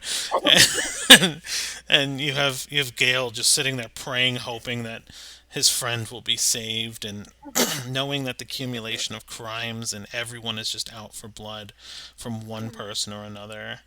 The audience seems very tilted against Dana just because Dana, the scarred woman, is here versus someone that she slighted. It's almost a revenge plot and a revenge story as the Fey Queen is hyping up the fight. She then moves in to explain that this fight will be King of the Hill. In a sense that if the king leaves their domain for more than 3 turns, they die.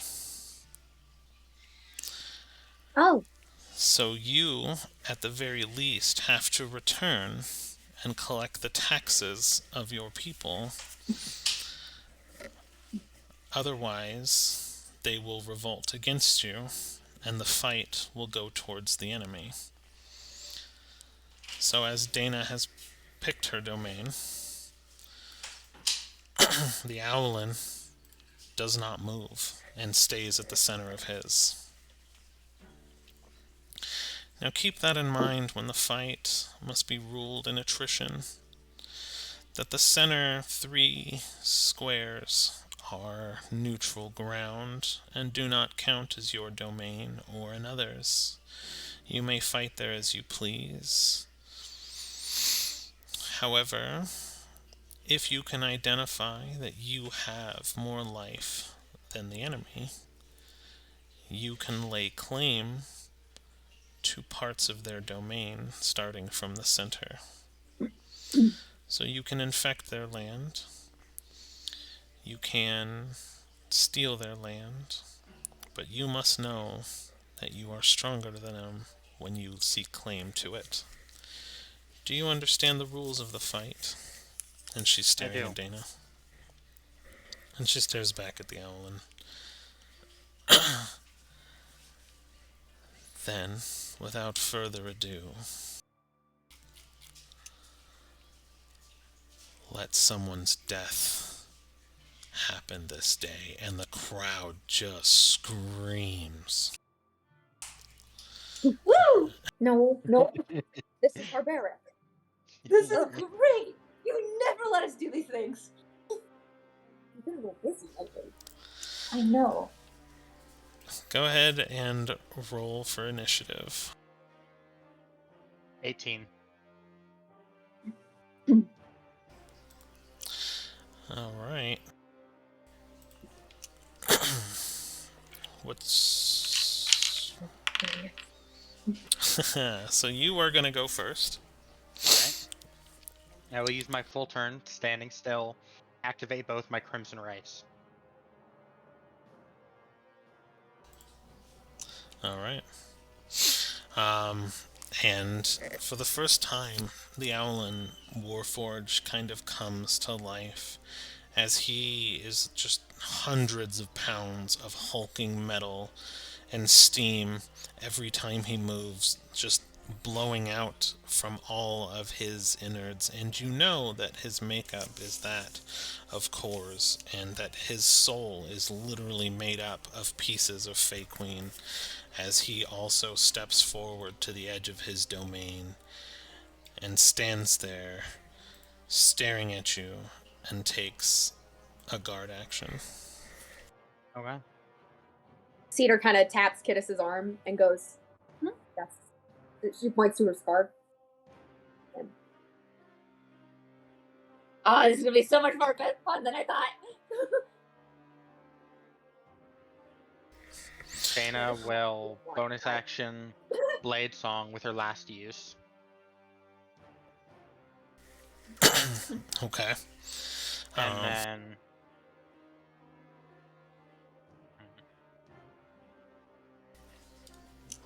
Mm-hmm. I'm just thinking. Mm,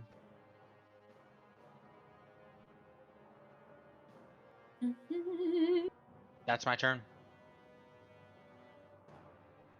Oh, Doku, I messaged you on Discord, just letting you know. You did. 1 second then. You're suddenly quite interested in that. Why wouldn't I be? You should the least interest in that this entire campaign. Well, Cedar's just terrified of everything. Yep. So, maybe.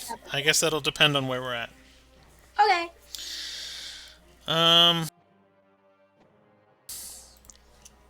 Okay. So...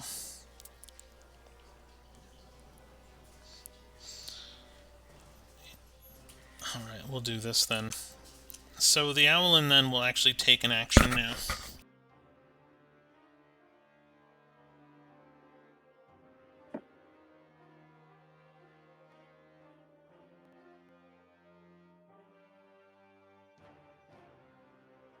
Got it. 2 giant mechanical wings basically unfold and unfurl from the back of the Owlin, Warforged, and he smiles and goes, I got a bit of an upgrade. It was of your design. And he'll take flight and barrel towards you full speed. And let me see. There's a thing I'm doing, and I can't remember what it's called, so I need to look it up. So just as he's unfurling the wings and he says that, she'll just go, oh, you know, if these are my final moments, at least I know that I created something instead of destroying something. Oh. That's adorable.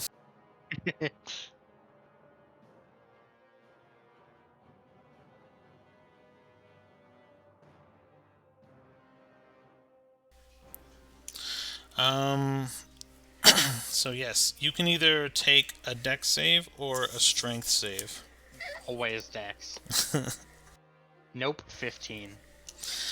And he basically comes barreling towards you like a rhino on a safari, just taking something out, and he barrels his whole body into you as you feel the breath almost leave your lungs and your heart actually palpitates and skips a beat from the force that you just took.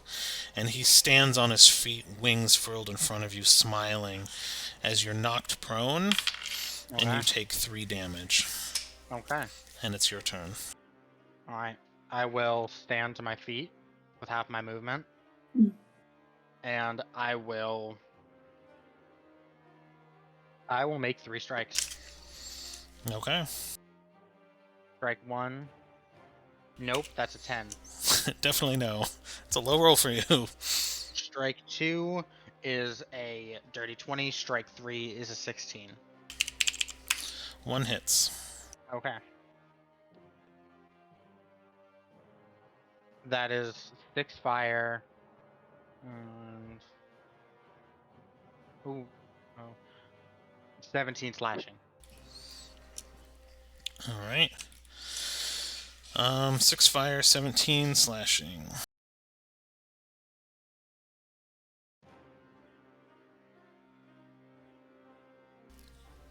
Sorry, mathing. Very good.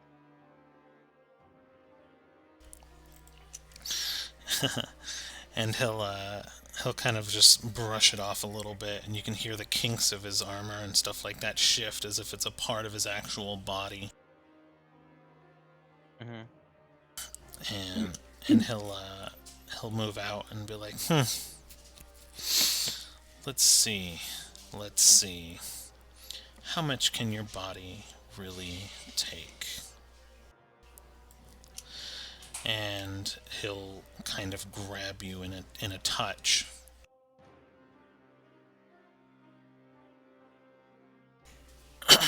And he will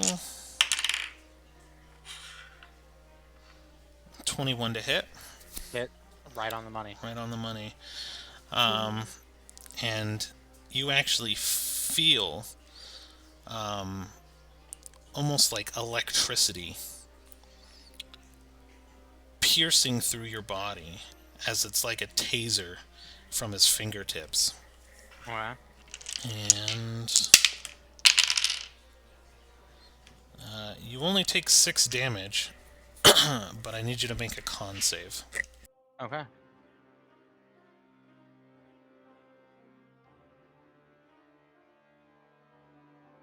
Ooh, that's actually pretty good. That is a 19. You did save.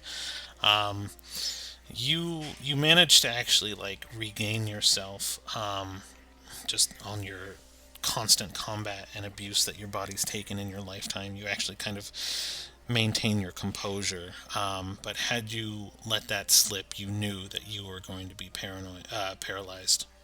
Mm. So it is your turn. 3 strikes. Nope. Double nat ones for my first strike. Damn. Oh no. Strike 2 is another miss. Strike 3 is a 21. 21 will just make. So go Oh, ahead. sorry, not a 21 or 23. Oh, 23 Wait, will is hit. that a yeah. 23 will hit. Oh wow. So that is 2 fire, 15 slashing. Okay.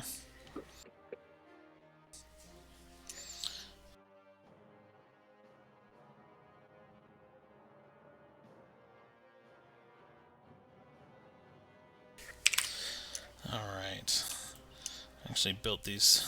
So here's what we're gonna do. And then as this turn ends, she'll just look him dead in the eyes and go, run. Love it. Love it. Love it. Love it. Love it. Love it.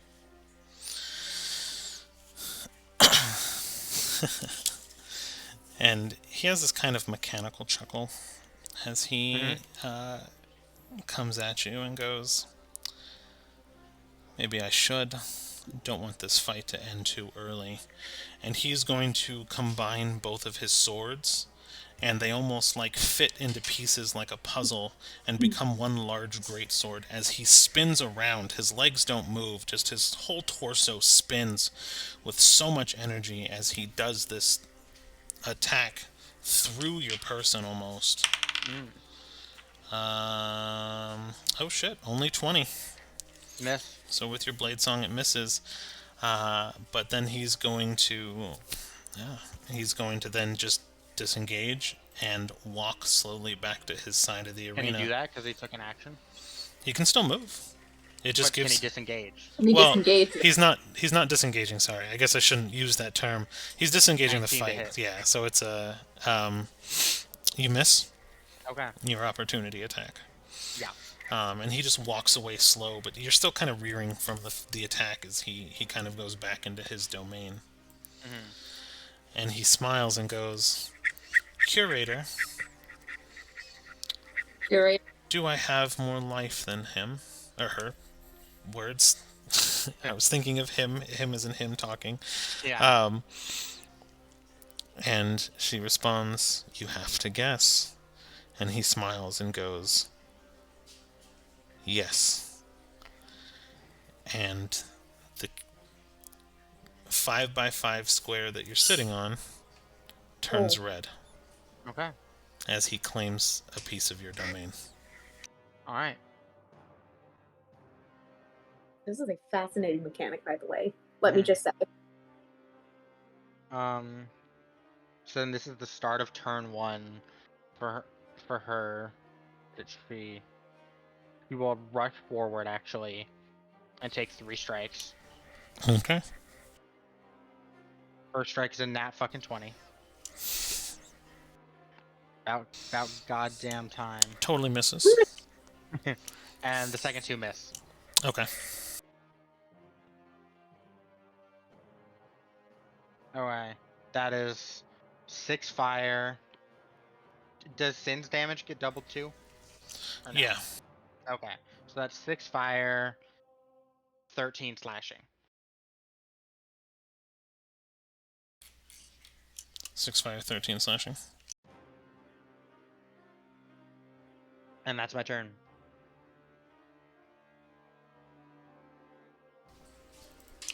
Perfect. All right.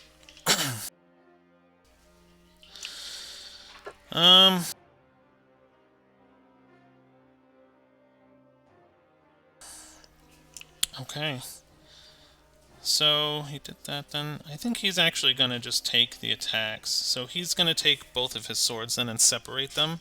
And just one after the other, like full force, just boom, like he's cutting through you, not cutting you. And the sword will actually kind of get stuck in the ground, whether it hits you or not.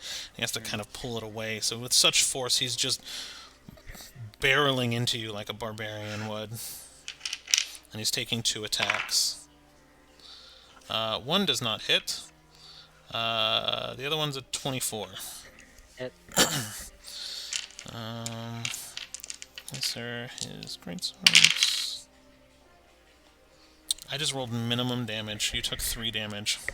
Damn. Yep. Alright. And you're up. Wait, 3 damage from someone with that much strength?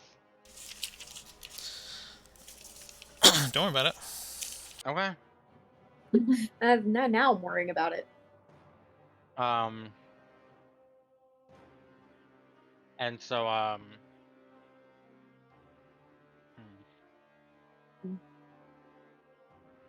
But so, then she will, bonus action, Blow to Agony, enhanced, taking 3 damage herself.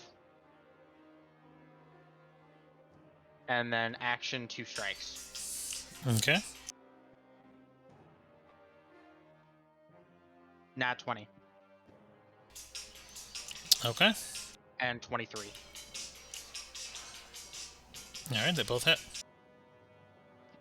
For Let's the go. nat 20, we have 4 fire, 7, 14, 19 slashing. Sorry, 8 fire. It's doubled. So that's 8 fire, 19 slashing. And then for my second strike, that is 3 fire and 15 slashing.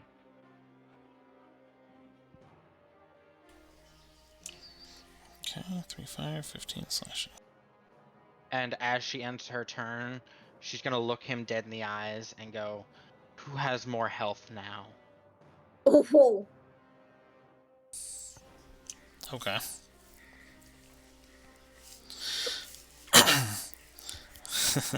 Alright. Okay. So he's going to smile and just kind of enjoy things for a moment as he will stomp the ground underneath your feet. And you'll have to roll a strength saving throw. Okay.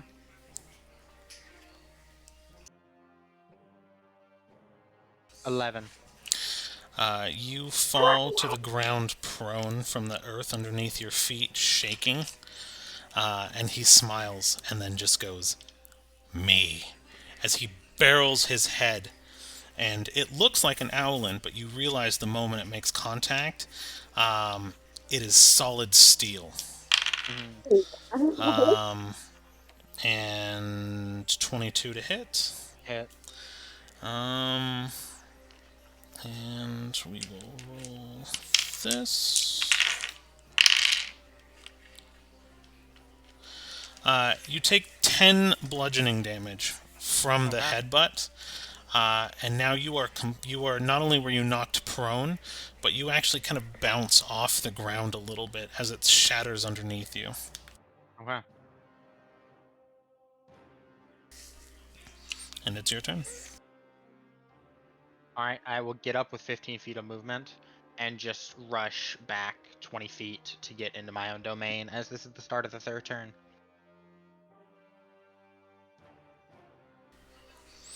He misses his opportunity attack, for sure. Perfect.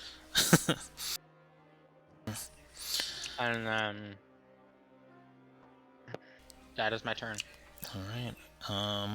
He does get a con save against Blood Curse. No. No, it does Okay, not. love um, so he will do his movement barrel into you again at full speed and just kind of run you down, Okay. No. hitting his body up against you. Alan Doppler effect. Make a dex save. Oh. Ooh. 23. You definitely save, and you will not take damage. You'll kind of dodge out of the way, and he begins barreling all the way continually into the wall until he makes contact with it. Okay. And so she will just walk her way over to him, and kind of spin him around, make eye contact with him again, and she'll just kind of say to him, you know, you like making your exterior so hard to get through and just real tanky. So let me help you with that. Let me make you even harder to hit. Flesh to stone.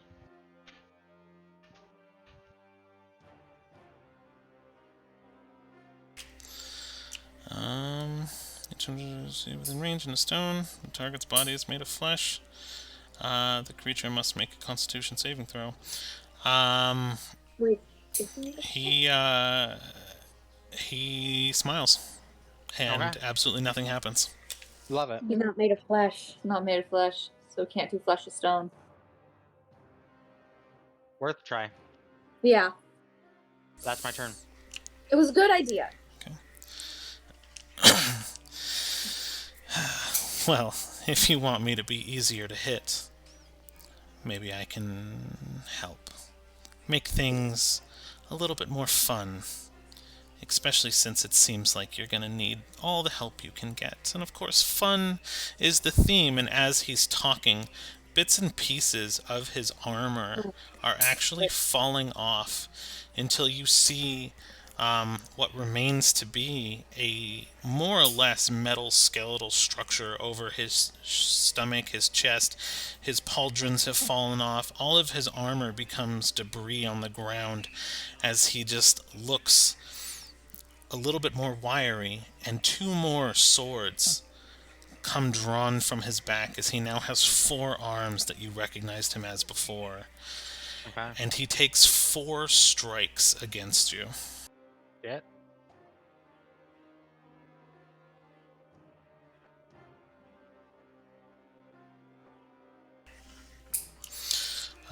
16, 14, 18, and nat 20. Miss, hit.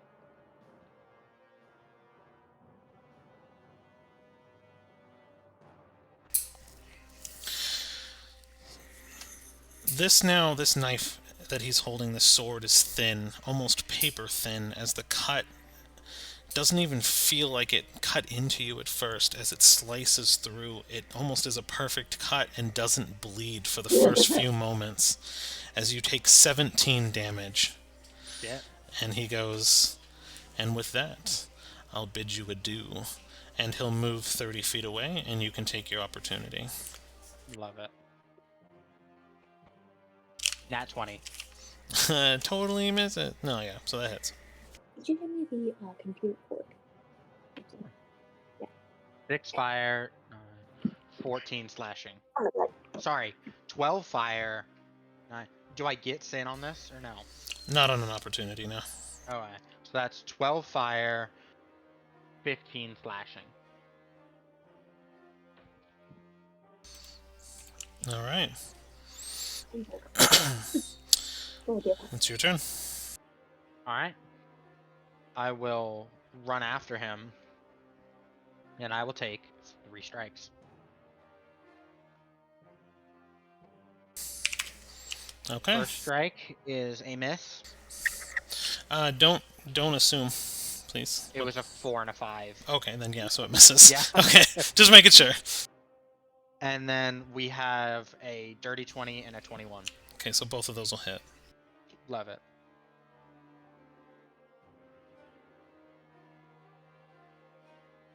So first strike is 3 fire, 16 slashing.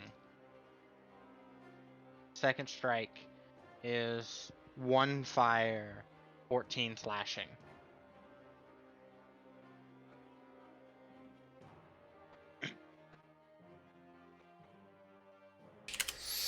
Okay, And that's my turn. cool. Um,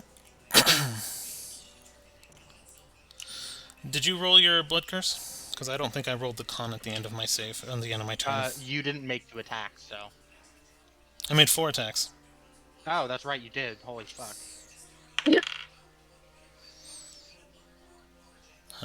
Also, at the end of that last turn, I rolled a 19 plus, so I'm assuming I Alright. saved out of it. Yeah. So Okay. that is actually 17 necrotic damage that you take.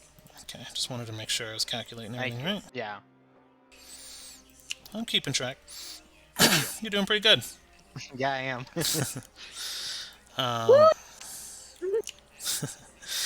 And he was like, how would you like a taste of the wind? And he'll actually put 2 of the swords together and kind of do a wispy attack as the swords are spinning in front of him back and forth and back and forth. It's kind of like a show-offy kung fu movie as he then slashes with both swords, doing 2 attacks. One of them is a 7, one of them is a 24. Silvery barbs. Okay. 19 plus 6, so a 25. So you take the 24, you always take low. Yeah, I know. But yeah, it doesn't matter. So one of them will connect, the other one will not. And it actually cuts through you. 4, 8. So you're going to take 8 damage from the cut, and then roll a dex save. Alright. Ooh, that's a natural 19 for a 27. So you feel a gust of wind come through and rush past you at full force. And you will take 3 damage from it. However, it does not move you anywhere. And he will walk back to the domain square that he claimed, and it will be your turn. Or, well... that's a 24 to hit with my off attack. That'll hit. 6 fire damage, 8 slashing.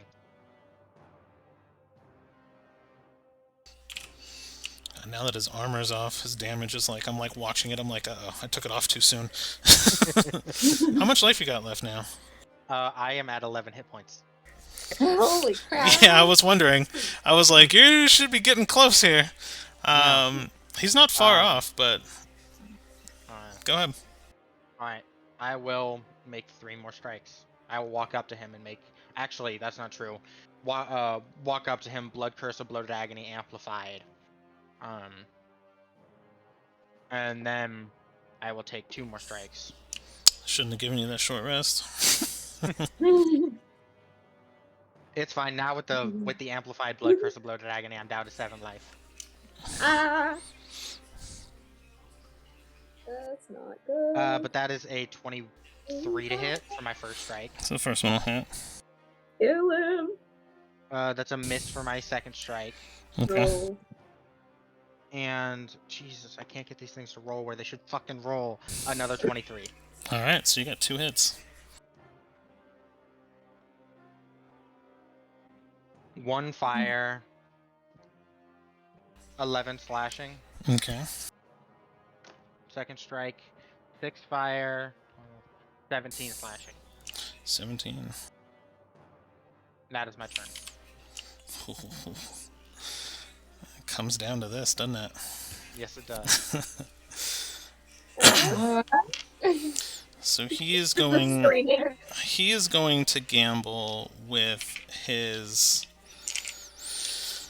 blood curse and hope that he can kill you before you kill him. So let's see what Dem 4 do. So 18 misses, but 24 will hit. Yep.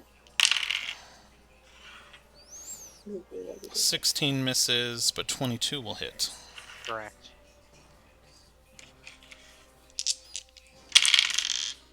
Min damage.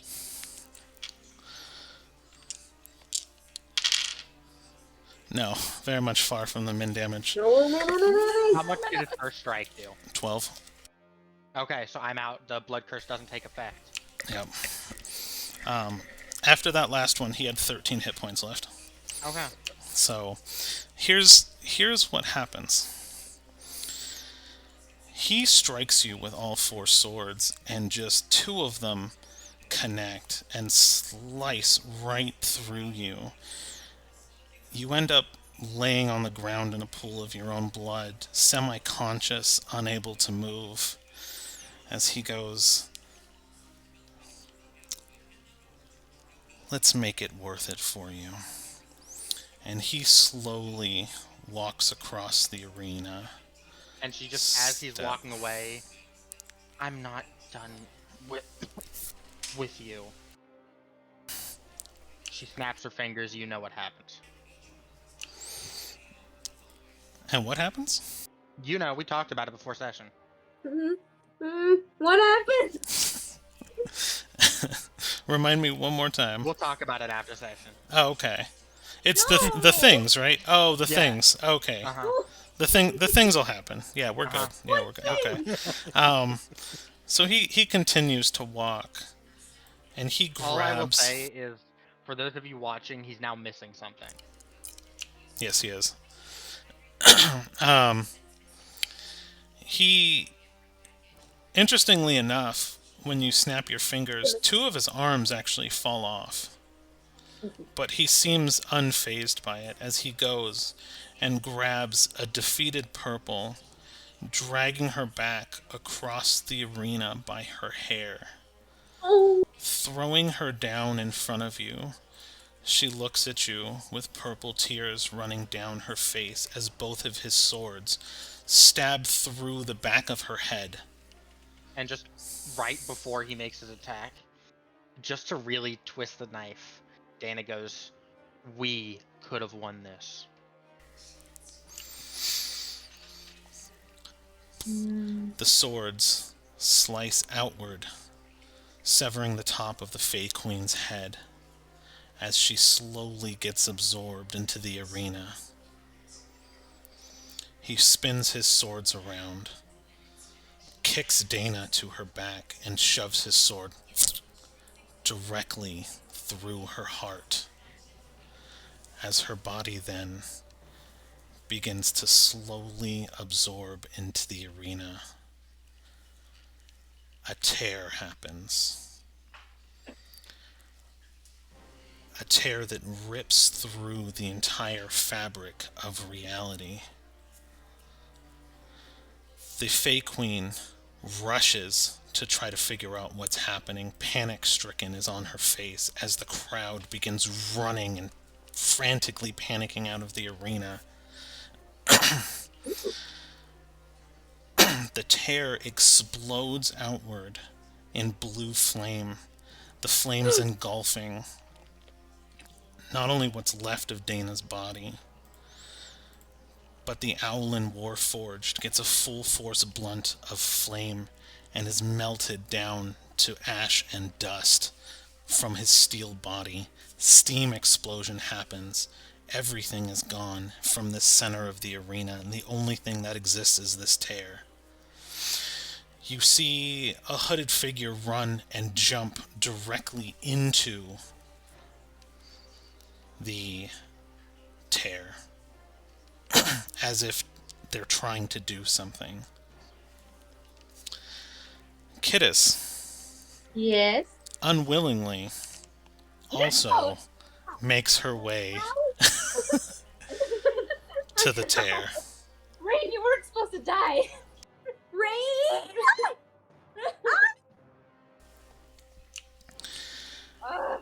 She walks into the tear and vanishes. Gale, panic-stricken, watching people trying to save something, follows suit. Now Cedar left alone outside in an arena that's crumbling. Oh, she goes in. Do you want to talk to your Fey Queen first? Do I get to talk to my Fey Queen first? This is kind of a time moment. This is a little bit of a. I don't know if we have time for a conversation, unless, well, White does something to be like, "Hey, pause button." Can pause button anything. Well, then can she pause button for us to... I'm panic.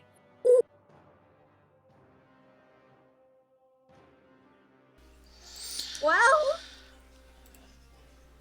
I'm tempted to be like, we should end the session here so we can have Gale back for next session. 2 hours and Well 30 then, minutes. while you Right. mull that over, I do have something to add to Dana's death scene. Sure. As her body is getting absorbed into whatever Fey magic, you do notice one thing left behind, and that is the explosion collar that she never used in the fight.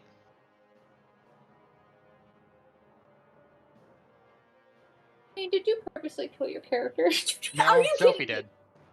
What do you mean? Remember when I asked you high or low?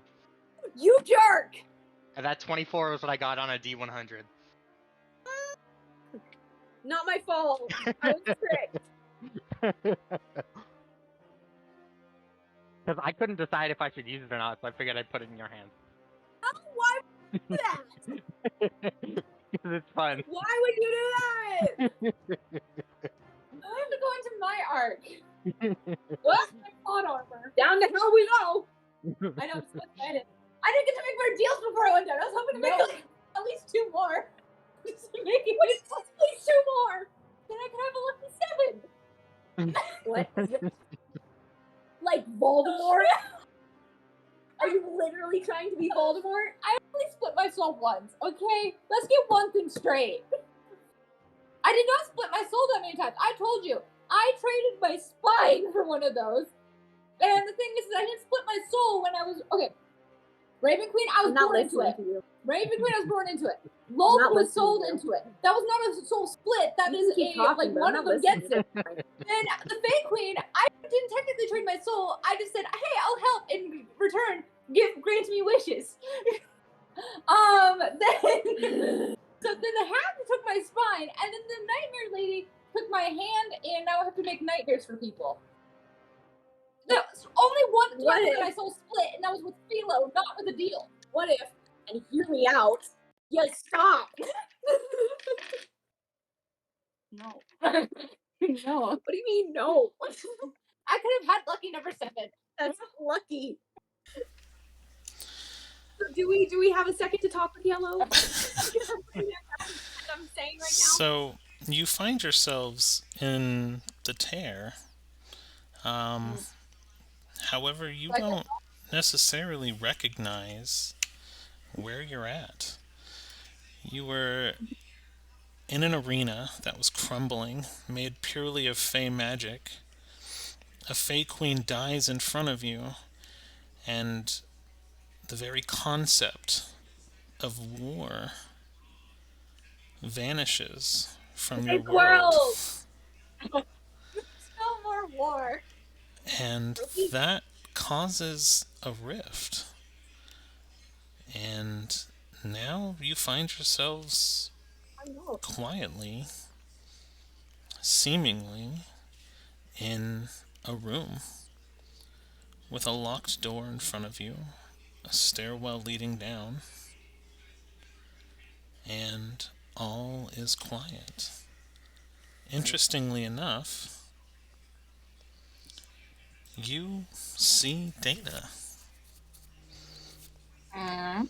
but she looks different in a way. Like, She yeah, it's different. doesn't have her scars. A scarred woman? I'm interrupting. She looks almost pure and white, and somehow alive, even though you just watched her die in front of you. Cedar kind of Speak apparition. Cedar kind of like one of her wings kind of like folds out like kind of between like kind of to put Kittis behind her. Is this a trick? She kind of pushes your feathers out. How they don't go that way? Put the feathers in front of me. I can't see. Get them the right way. Make them go the right way. So, Is this a trick? PC Dana, do you know what I just did, or who we're looking at? I do. Okay, so remember I was just surprised you did it. so this is going to be interesting. You have a little bit of inkling of what this is. And this isn't necessarily how I wanted to do it, but it's still going to drop kind of the same way. This is the triple dungeon. Okay. The what? And Triple dungeon. You say that as if it's 3 dungeons. it's 3 dungeons. Yeah, we'll go with that. So this is going to be interesting for you because all 3 operations will be here. Okay. I think you kind of understood what I did and who jumped in first, right? Mm-hmm. Okay. So how we will do this, we'll decide later, because it'll probably take you guys a while to get through the dungeon. Mm-hmm. So I'm kind of going through what I've discussed in Arc for Dana, without telling you guys what's going on, so that's why you guys look confused. But I also just threw Dana. I just threw Dana for a loop too, because I don't think PC Dana was also expecting me to do this. So, do you have artwork for that or no? For that, I do. Okay. It'll take me a minute to pull it up. Not for third, but like Right, light. yeah. Yeah. Okay. Yeah. There's. I hope you guys can see it. Y'all continue, and I will pull this up. Continue with what? Where did Whatever. Exactly. There's nothing here. There's a weird apparition, and I don't know where we are. Where did I put your tokens? Let's recover tokens first. Here. Where? So I have Gale's token. Where is Kiddis's token? Are they under the? I think they're under the thing. They might be under. Because we were just chilling in the audience, and now I don't know. Yeah, that's my problem. Is I don't see you guys. I wanted to keep the Kill thing us? like a pet. Why that? Gracious. I did. I didn't kill. Well, I mean, I killed somebody technically. Okay. Real peace, but at what cost? Right. I have. Why do I have like 3 Dana tokens, but no? We're all Dana. He didn't want to be Oh, Dana. So I'm gonna text you something, Doku. Okay. In the meantime, can I figure out where we are? I'm in confusion, and I need something that makes sense. In the and you want to talk to Yellow, the trickster Yeah. thing? All right. Yeah, sure. Why the heck not? Why the heck Can't be not? any more confusing than this. Alright, so I'm going to try to undo this a few times to see if I can find your tokens and where they went. So give me 1 second. Don't look at my foot. He loves looking at your foot. I just feel air on my foot and like feel a nose on it, and no, thank you. Come here, puppy. My adrenaline is up, Let me up. and something touched me. Oh, you stretch. You big stretch. Yeah, come here. Come here, big boy. Your back. That was my hip, actually. Come here. Holy moly! I don't think they were ever on the map. Oh, there they are. There they are. Say hi, puppy. Aww. I got one too. You guys want to see? Yeah. Oh. No. Oh, hello. Hi. What's her name? Or his name? She's Anushka. Anushka. Cute. Yeah, I we love call it. her Nishi. She's our ambassador. She's the most friendly cat in the entire world. His paw's in my neck. There we go. Okay, so I just shot you a message, Doku. Can someone tell me what the heck is going on? You guys are in somewhere you don't know. I mean, really, because it's somewhere you've never been, so what else is really new? Well, yeah, but this is a lot weirder way of getting there. Yeah. We normally know how we got there. And now we're in a rip in the fabric of reality. And Kid just wants to talk to the apparition Dana. And Cedar Hat wants to have a bit of a meeting with Yellow, because Cedar's like, I'm confused about everything, but I can boil it down to this for now.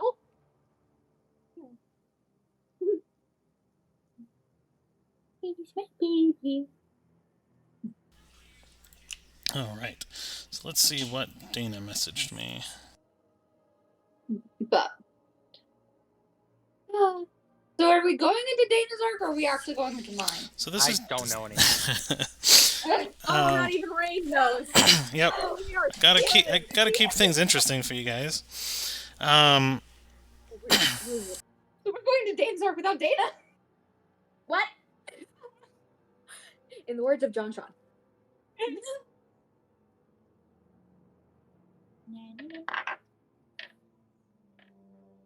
don't even know how to tell Harry this. Like, did Dana die or not? I don't freaking know. Couldn't tell you. Genuinely couldn't tell you. It's almost like plot armor exists. So Dana did get plot armor.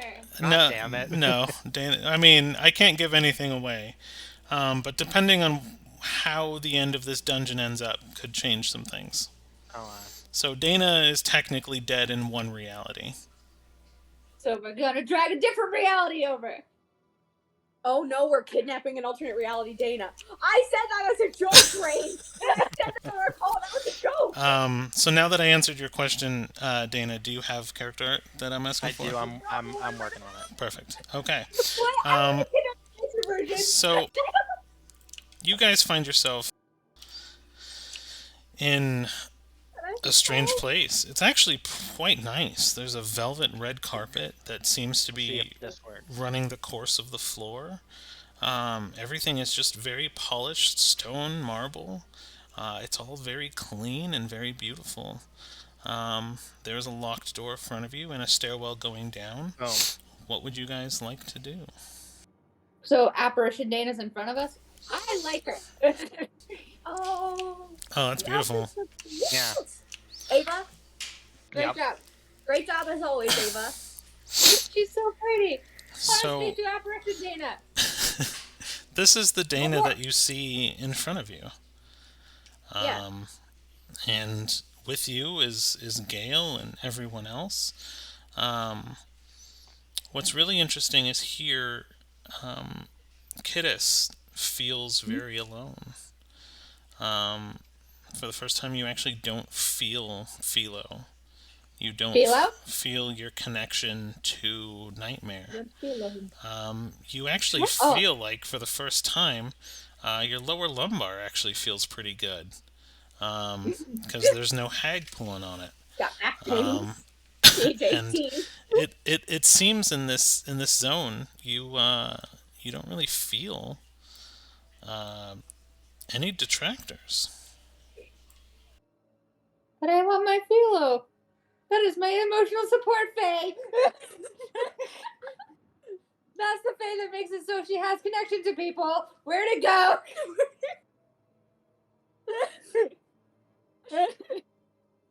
Like, Kid is all of a sudden realizing this, completely ignores the Dana and starts looking for Philo. Like, is he in the corner somewhere? You know, the bright purple fluff ball that would definitely be easy to see. Where could he be? He's got to be here somewhere. He's gotta be somewhere. I trade souls with him. The deal was he was never supposed to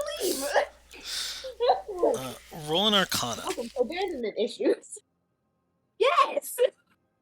What point did you not realize this was? I'll be right back while you figure this out. While y'all figure this out. All right. I'll be like 30 seconds. Nat 20. Oh, dang. She's like, Philo. You I nat can see 20. every equation.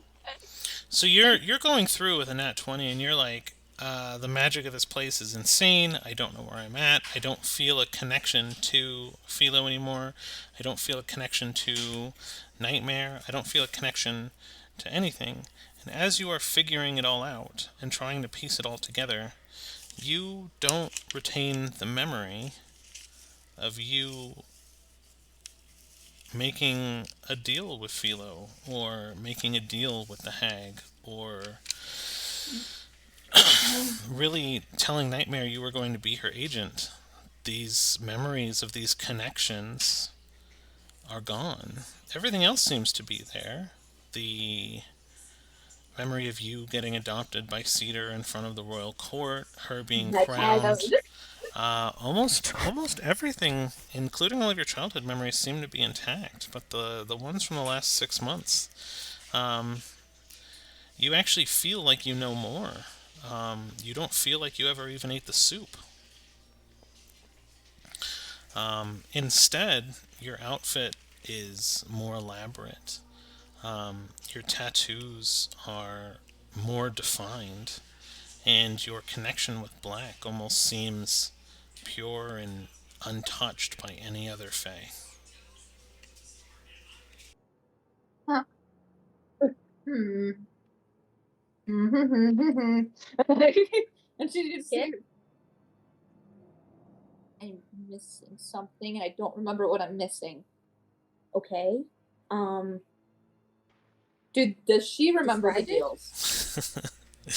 um, Cedarwood, but you Yeah. wouldn't know to tell her. Yeah. Yeah. I don't know. I feel like I'm forgetting something. Do you have your bag of holding?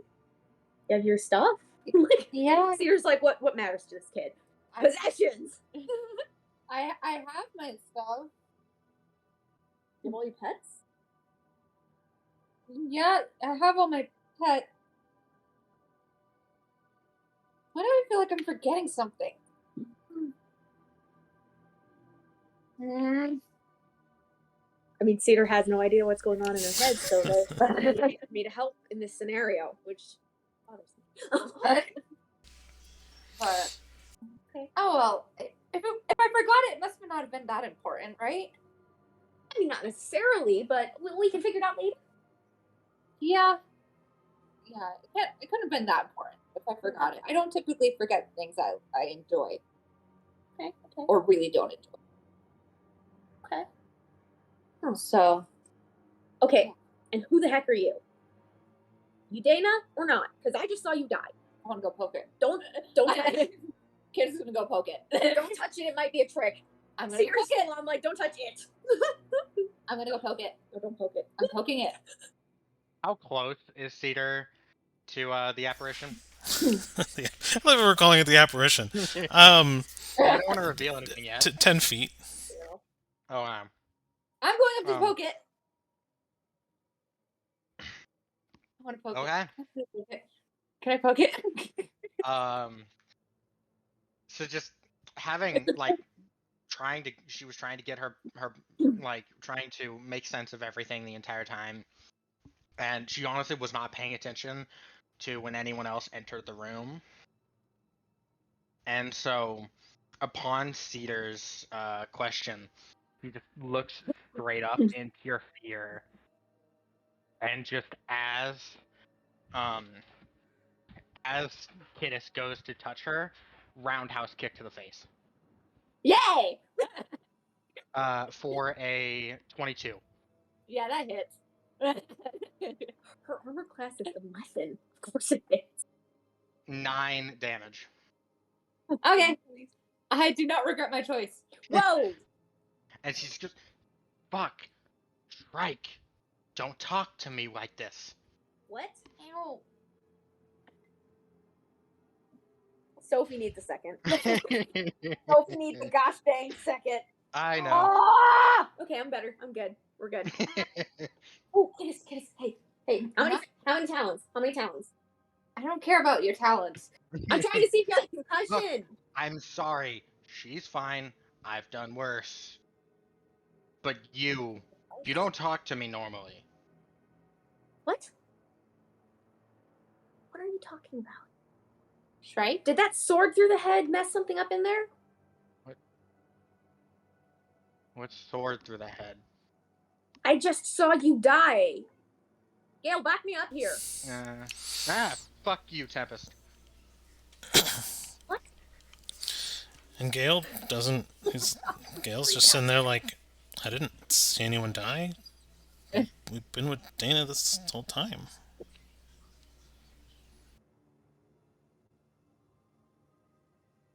Okay, nothing makes sense, and I'm starting to get pretty dang tired of it. Yellow! Yellow? I'm gonna freak out. And her Do you legs wanna- are like starting to pop up a little. Oh boy. Do you want to roll a performance? Yeah, and as she's doing this, she's like, I need something that makes sense. Argos, are you in there? Just be mean or something, I don't care. What was I rolling? Performance? Yep. Yes. Oh, I think that's a 12, but I need to check my skills. My heart rate just spiked, by the way. Yeah, that's 12. 12, and I actually want to see how many BPM I've got right now. 109. That's 9 more than the last time I checked. So not only does Yellow not answer, Argos is still ignoring you. Petty little. So, can I poke you now? Don't poke her, she might kick you again. If I warn her this time, maybe she won't kick me. Hey, Okay, you're not let's- terrible. Poke away. Yay! I'm joking. Oh, she hops up and she's like, she pokes. I'd like. She's trying to figure out if it's physical and then it's actually there. It's, Go. yeah, it's physical. She's actually there. She looks like Dana. The arm is different. The body's a little bit different. More The tone eyes are and very the eyes are very different. Eyes are very, very different. Where's Dana? Do you want to explain what they're seeing and how everything looks now that they're poking you and know. examining you? Yeah, Kid is just I think I know, and I don't. I was not ready for this, Rain. How dare you? I blame you. I wasn't ready for this either. I blame you still. This is your fault. But so, same height, you see about a 5'10" high elf, brownish black hair, wearing the exact same suit from the orange wedding, but now it's pure white. And she has a cloak on that is also pure white. And actually, for this, can I get you both to give me a perception check? Of course. Totally.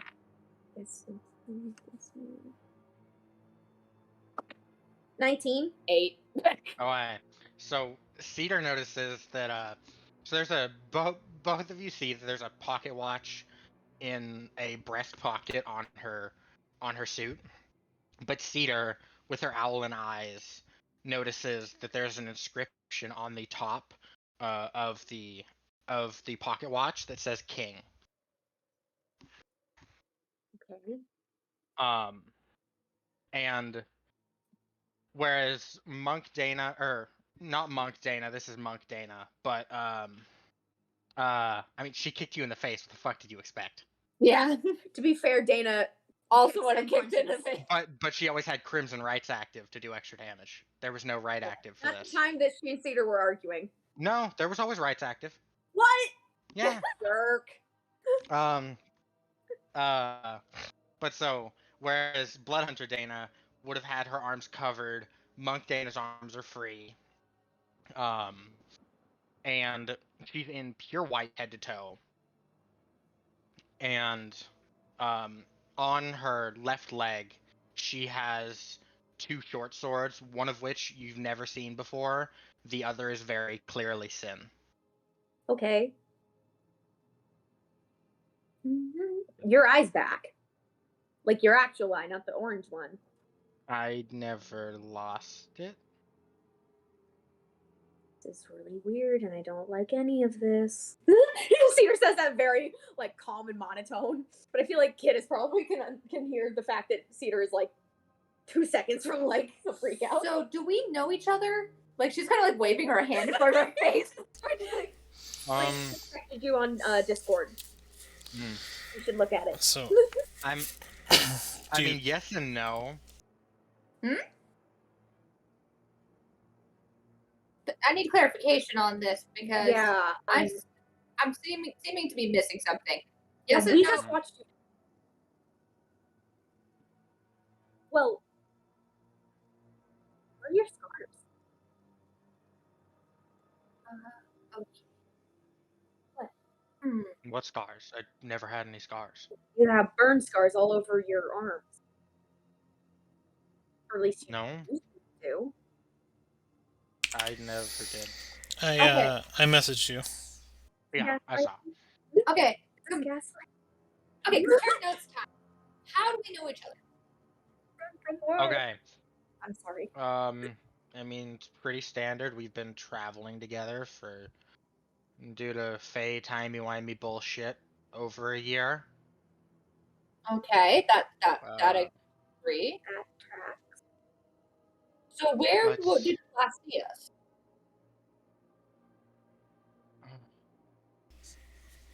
If you want help with that one, I can always help. Just tag me in. Yeah, that'd be great. She responds to you. We traveled to Gem after Cedar was crowned. Okay. So were you? Why'd we go to gym? Tag in.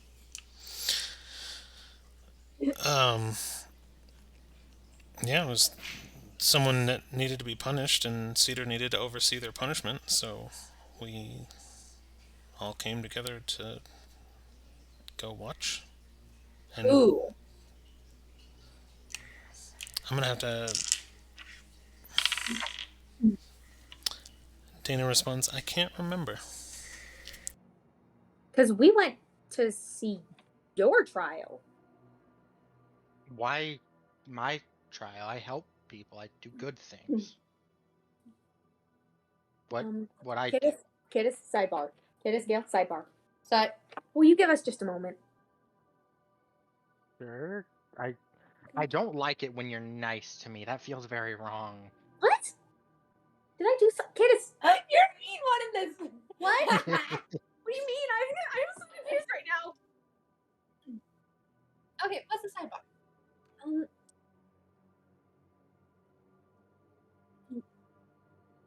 Love Dana and all. We're friends, obviously. Oh no, she's a serial killer. Yes. Yes, she is changing. Like, good for her. But this is weird. Like, she normally doesn't describe herself in a good way. She's normally very self-deprecating. Yeah. Okay. And also, I'm very confused as to why she called me and Gail different things. And that's not, obviously, that's not my name. Yeah.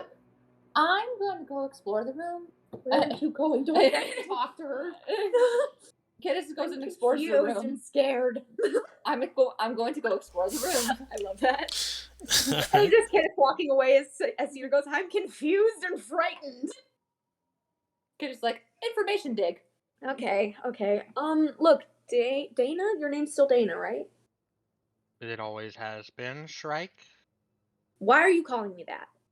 because that's your name. No, the heck it's not. Has Cedar been for. Stajine.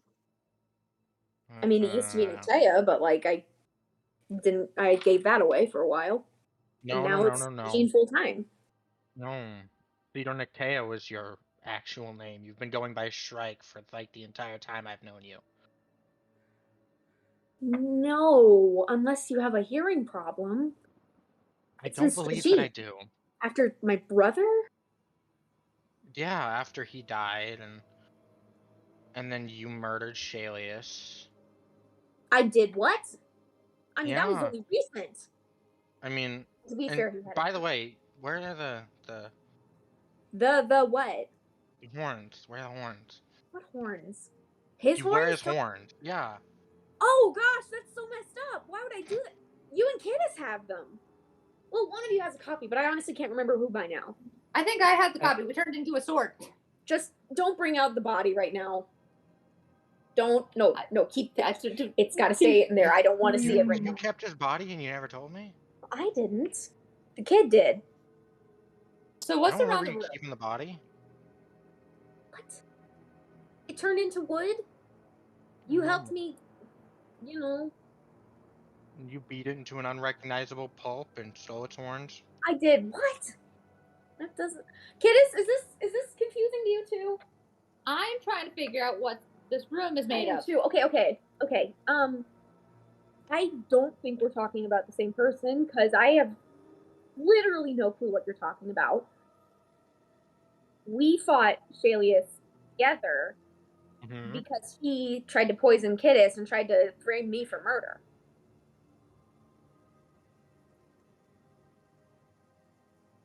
Is that not tracking or No. And what about him? Like points at Gale. Why? Why'd you call him Tempest? Again, his name. Yeah. No. And Gale jumps in. That's what she always calls me. Dana always calls me Tempest. It's normal.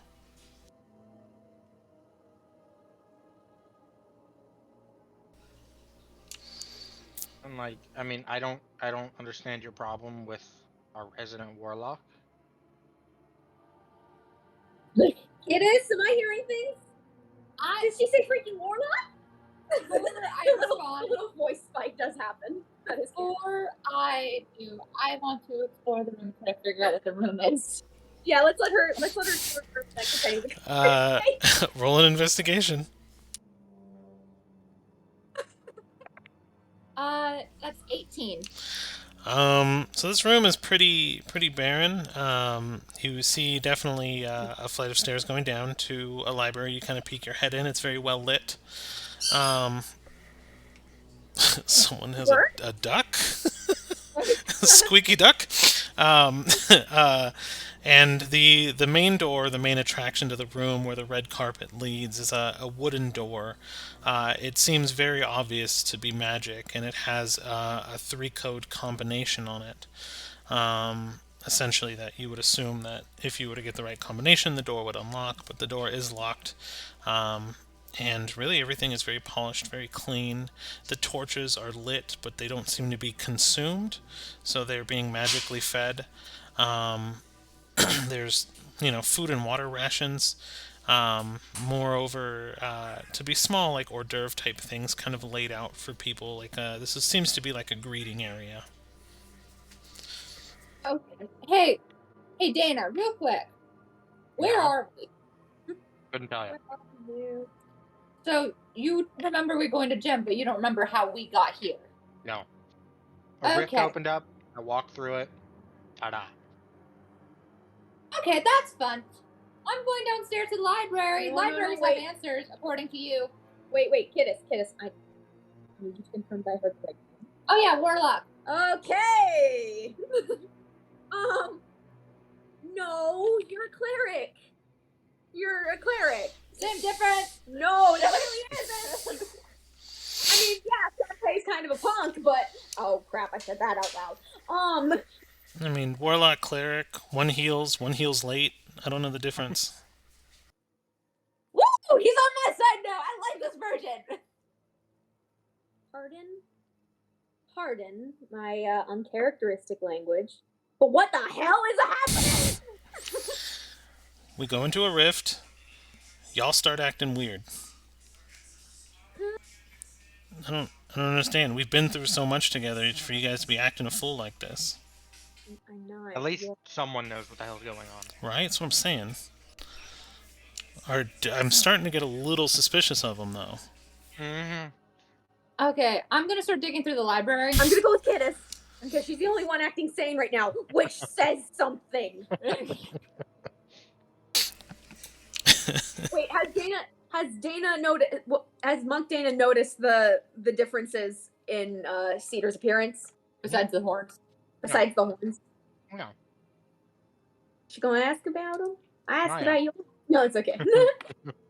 Candace, wait for me.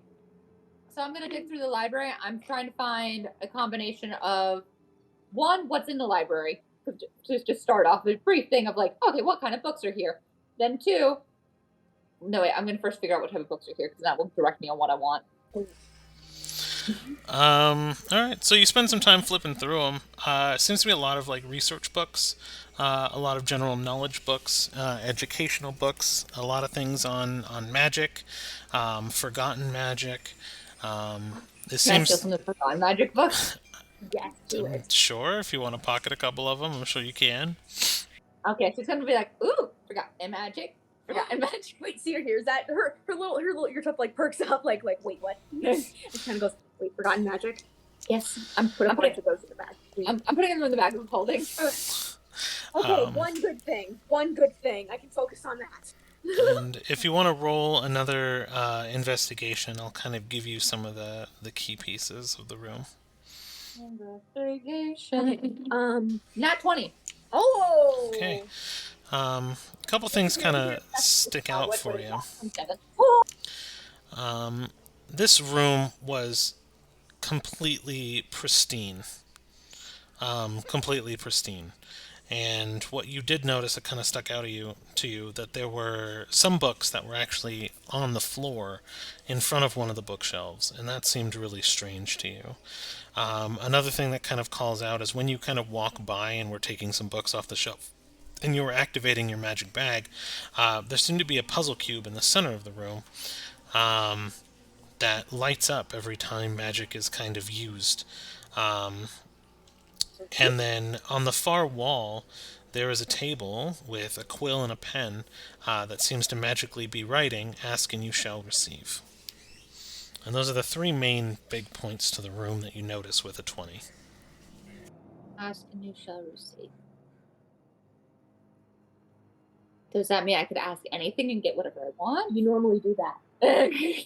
I mean, how is that different from every time? First she picks up the books that are on the floor. Oh, no, Cedar, that wasn't me. That was Cedar saying that to Kidis. Yeah, and I'm like, so Kidis goes over and picks up the books off the floor, and she's like, what are these?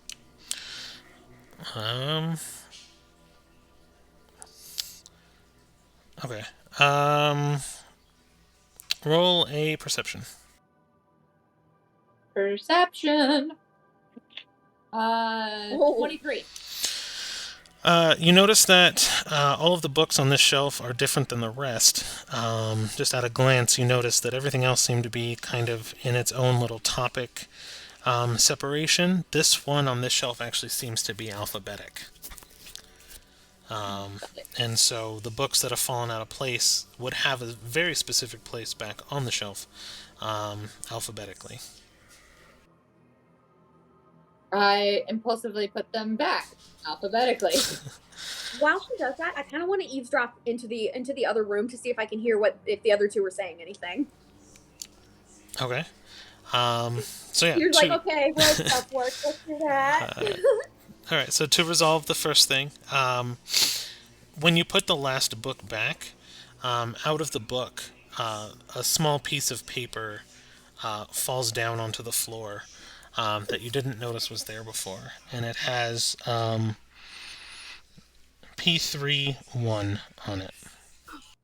The code. P3. Don't enough escape rooms. It's the code. Or page 31. It might be page 31. So P31? It's P-3-1. P-3-1. Okay. We're going to type stuff down so then I can remember. P-3. Is Dana and Tempest saying anything to each other? Dana is actually trying to reach out to White to figure out what the fuck is going on. Roll a performance. Alright.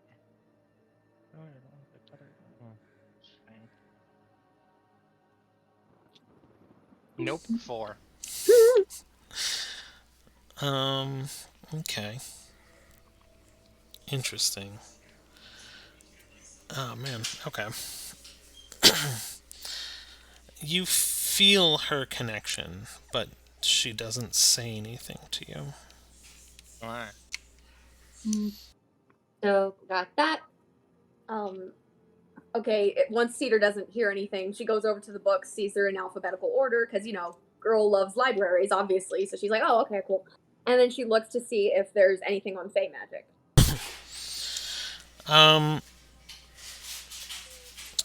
You can spend some time in here, and you would actually find that this library is more personal research, alchemy, and things like that. It's basically just an ancient magic research lab, but there's nothing specifically on Fey outside of what wouldn't already be common knowledge. Okay. Oh, I want to out of my satchel, I want to pull out the book. My little book that I can ask questions to that has the curator in it. Yeah. Yeah. You ask about this version of Dana. What? Okay.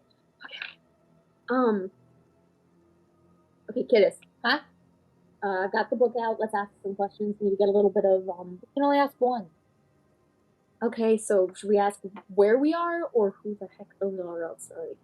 I think where we are would provide more general answer, and give us hints on why they're there. If we asked about them specifically, it could possibly provide us answers, but it wouldn't provide us answers on where the rift is. True. They don't seem openly hostile, so I think we can wait on it. So, okay, Raider, hey, Lyle, where are we? Freaking out. So the pages of the book actually flip rapidly, and you notice that they actually keep going farther and farther back. And as you hold the book, it gets larger because more pages are getting added, scrolling farther and farther back, and more pages are being added and scrolling farther and farther back. And the book responds, "You're in the labyrinth of Amelie, year of our king 53, which was 1,300 years ago." We went back in time? Oh, no. So wait, does this mean this is his wife's domain? It gives you a full description of the labyrinth, in that it was built by an ancient researcher to guard the knowledge, and as time went happened, and 400 years after its creation, it was destroyed in a war that actually shaped and reshaped the world. And during that reshaping, the land that the tower or the labyrinth was on ceased to exist. And the knowledge that has been retained is from a book sitting on a library in the King's Quarter about all of the land and domains that used to exist on it. And that's where the curator is getting this knowledge, from someone who has read that book. Oh my gosh, fascinating. I'm gonna play with the puzzle cube. Be careful. I'm gonna see if the puzzle cube is gonna kill me. Please don't. For once, you're the only other safe person in the room, and I don't like that. That is so sad for you. Adapt. Okay. Fine, I'll adapt. I've done it before, I can do it again. Okay! Good job, Shrike. And the don't you dare! You just hear the other two hear no. I don't even know what that is, but I don't want to be called it. And then she comes out, Kind of badass. I'm going to speak the name that honors my brother. Because that is the name I like. Okay. Strikes again. So as you are discussing back and forth, do you pick up the puzzle cube? Yes, I do. Roll an intelligence saving throw. Oh no! I figured. Intelligence saving throw. That is a 17 plus 7. Okay, so you, without even thinking about it, are arguing and bickering back and forth with Cedar, and your hands are almost moving on their own as you just, like, move this cube around, and, like, it zaps you, and you kind of zap it back with arcane magic, and then you continue to, like, spin it around, and you're just arguing back and forth with Cedar, not paying attention to what you're doing, and the cube clicks, and you set it down, and it unfolds, and there's a piece of paper that says P-2-1. P-2-1. So is it a countdown? Okay. Do any of the books have any, like, this thing on it? Like, and, like, kind of like, you know how libraries have little numbers? Dewey Decimal System. Yeah, kind of like that. Ooh, okay. Does the library have anything like that? At that, Cedar goes to check. On the puzzle cube itself? No, on the book. Like what she was just saying about, like, the books and the decimal system. Oh, I mean, they all do seem to be organized by topic, yeah. It's loosely a Dewey Decimal System. But it's not it doesn't have the P-3- or dash Oh, 1. I see. Does that correlate to anything? Yeah. No, it would not. Okay. No, I don't see anything over here, kiddos. Okay, now to the last thing I noticed. What? The thing, ask it and you shall receive thing. Oh, okay. I'm going to figure out what this is first before I ask it because someone says I can't keep trading my soul for stuff. Dear one. Oh, you could ask the mirror what it is. Maybe someone who's dead knows. Would they be dead too? Well, we are back in time. We're back. That is weird. Be very careful. Butterfly effect is a thing. I mean, we already went wibbly wobbly things with time already. Like, what's the worst that's gonna happen? Oh no. I mean, you can erase your own existence. Oh no. No. I like your existence. Yeah, but like, that's not the worst thing that could happen. So she pulls out her mirror and she's just like, okay. Someone tell me what this is. And points the mirror at it. The I don't know mirror, how I got this, but I somehow have this. the mirror for the first time, as you're like, how do I fix this? How is this? Your mirror looks like a normal mirror. Okay. It broke. has no connection to the Shadowfell. Where before it's enchanted. I don't even remember how I got this. What? Okay. Okay. Got it. It was like your fairy gift. Yeah. Yeah, that's right. That's right. Okay. That's right. Anyway, so this thing, okay. So it just keeps writing with like a magic pen? Yep. Just says ask and you shall receive. Oh, ask for answers. You ask. Okay, fine. I did the other You things. did the cute. Well, only you want to do. So, but Yeah. I'll do it. And see, it writes down Okay. answers. It writes down P-1-9. P dash what? P-1-9. Oh. Okay, Seer looks at it and goes, oh. And then she goes over to the lock. And in the first slot puts 9, second slot puts 1, third slot puts 1. The tumbler lock spins around in a circle, resets all 3 to 0. Oh. The door creaks open, and that's where we'll end the session. I work in an escape room. Nice. That's not have obvious. So many questions. What? I said that's not obvious. It was a joke. Because you're like, I work in an escape room. I legit didn't hear. I was like, wait, what did he say? But thank you for anyone who has joined us for the stream. We're gonna go ahead and end it now. Oh man. We gotta warn Gail.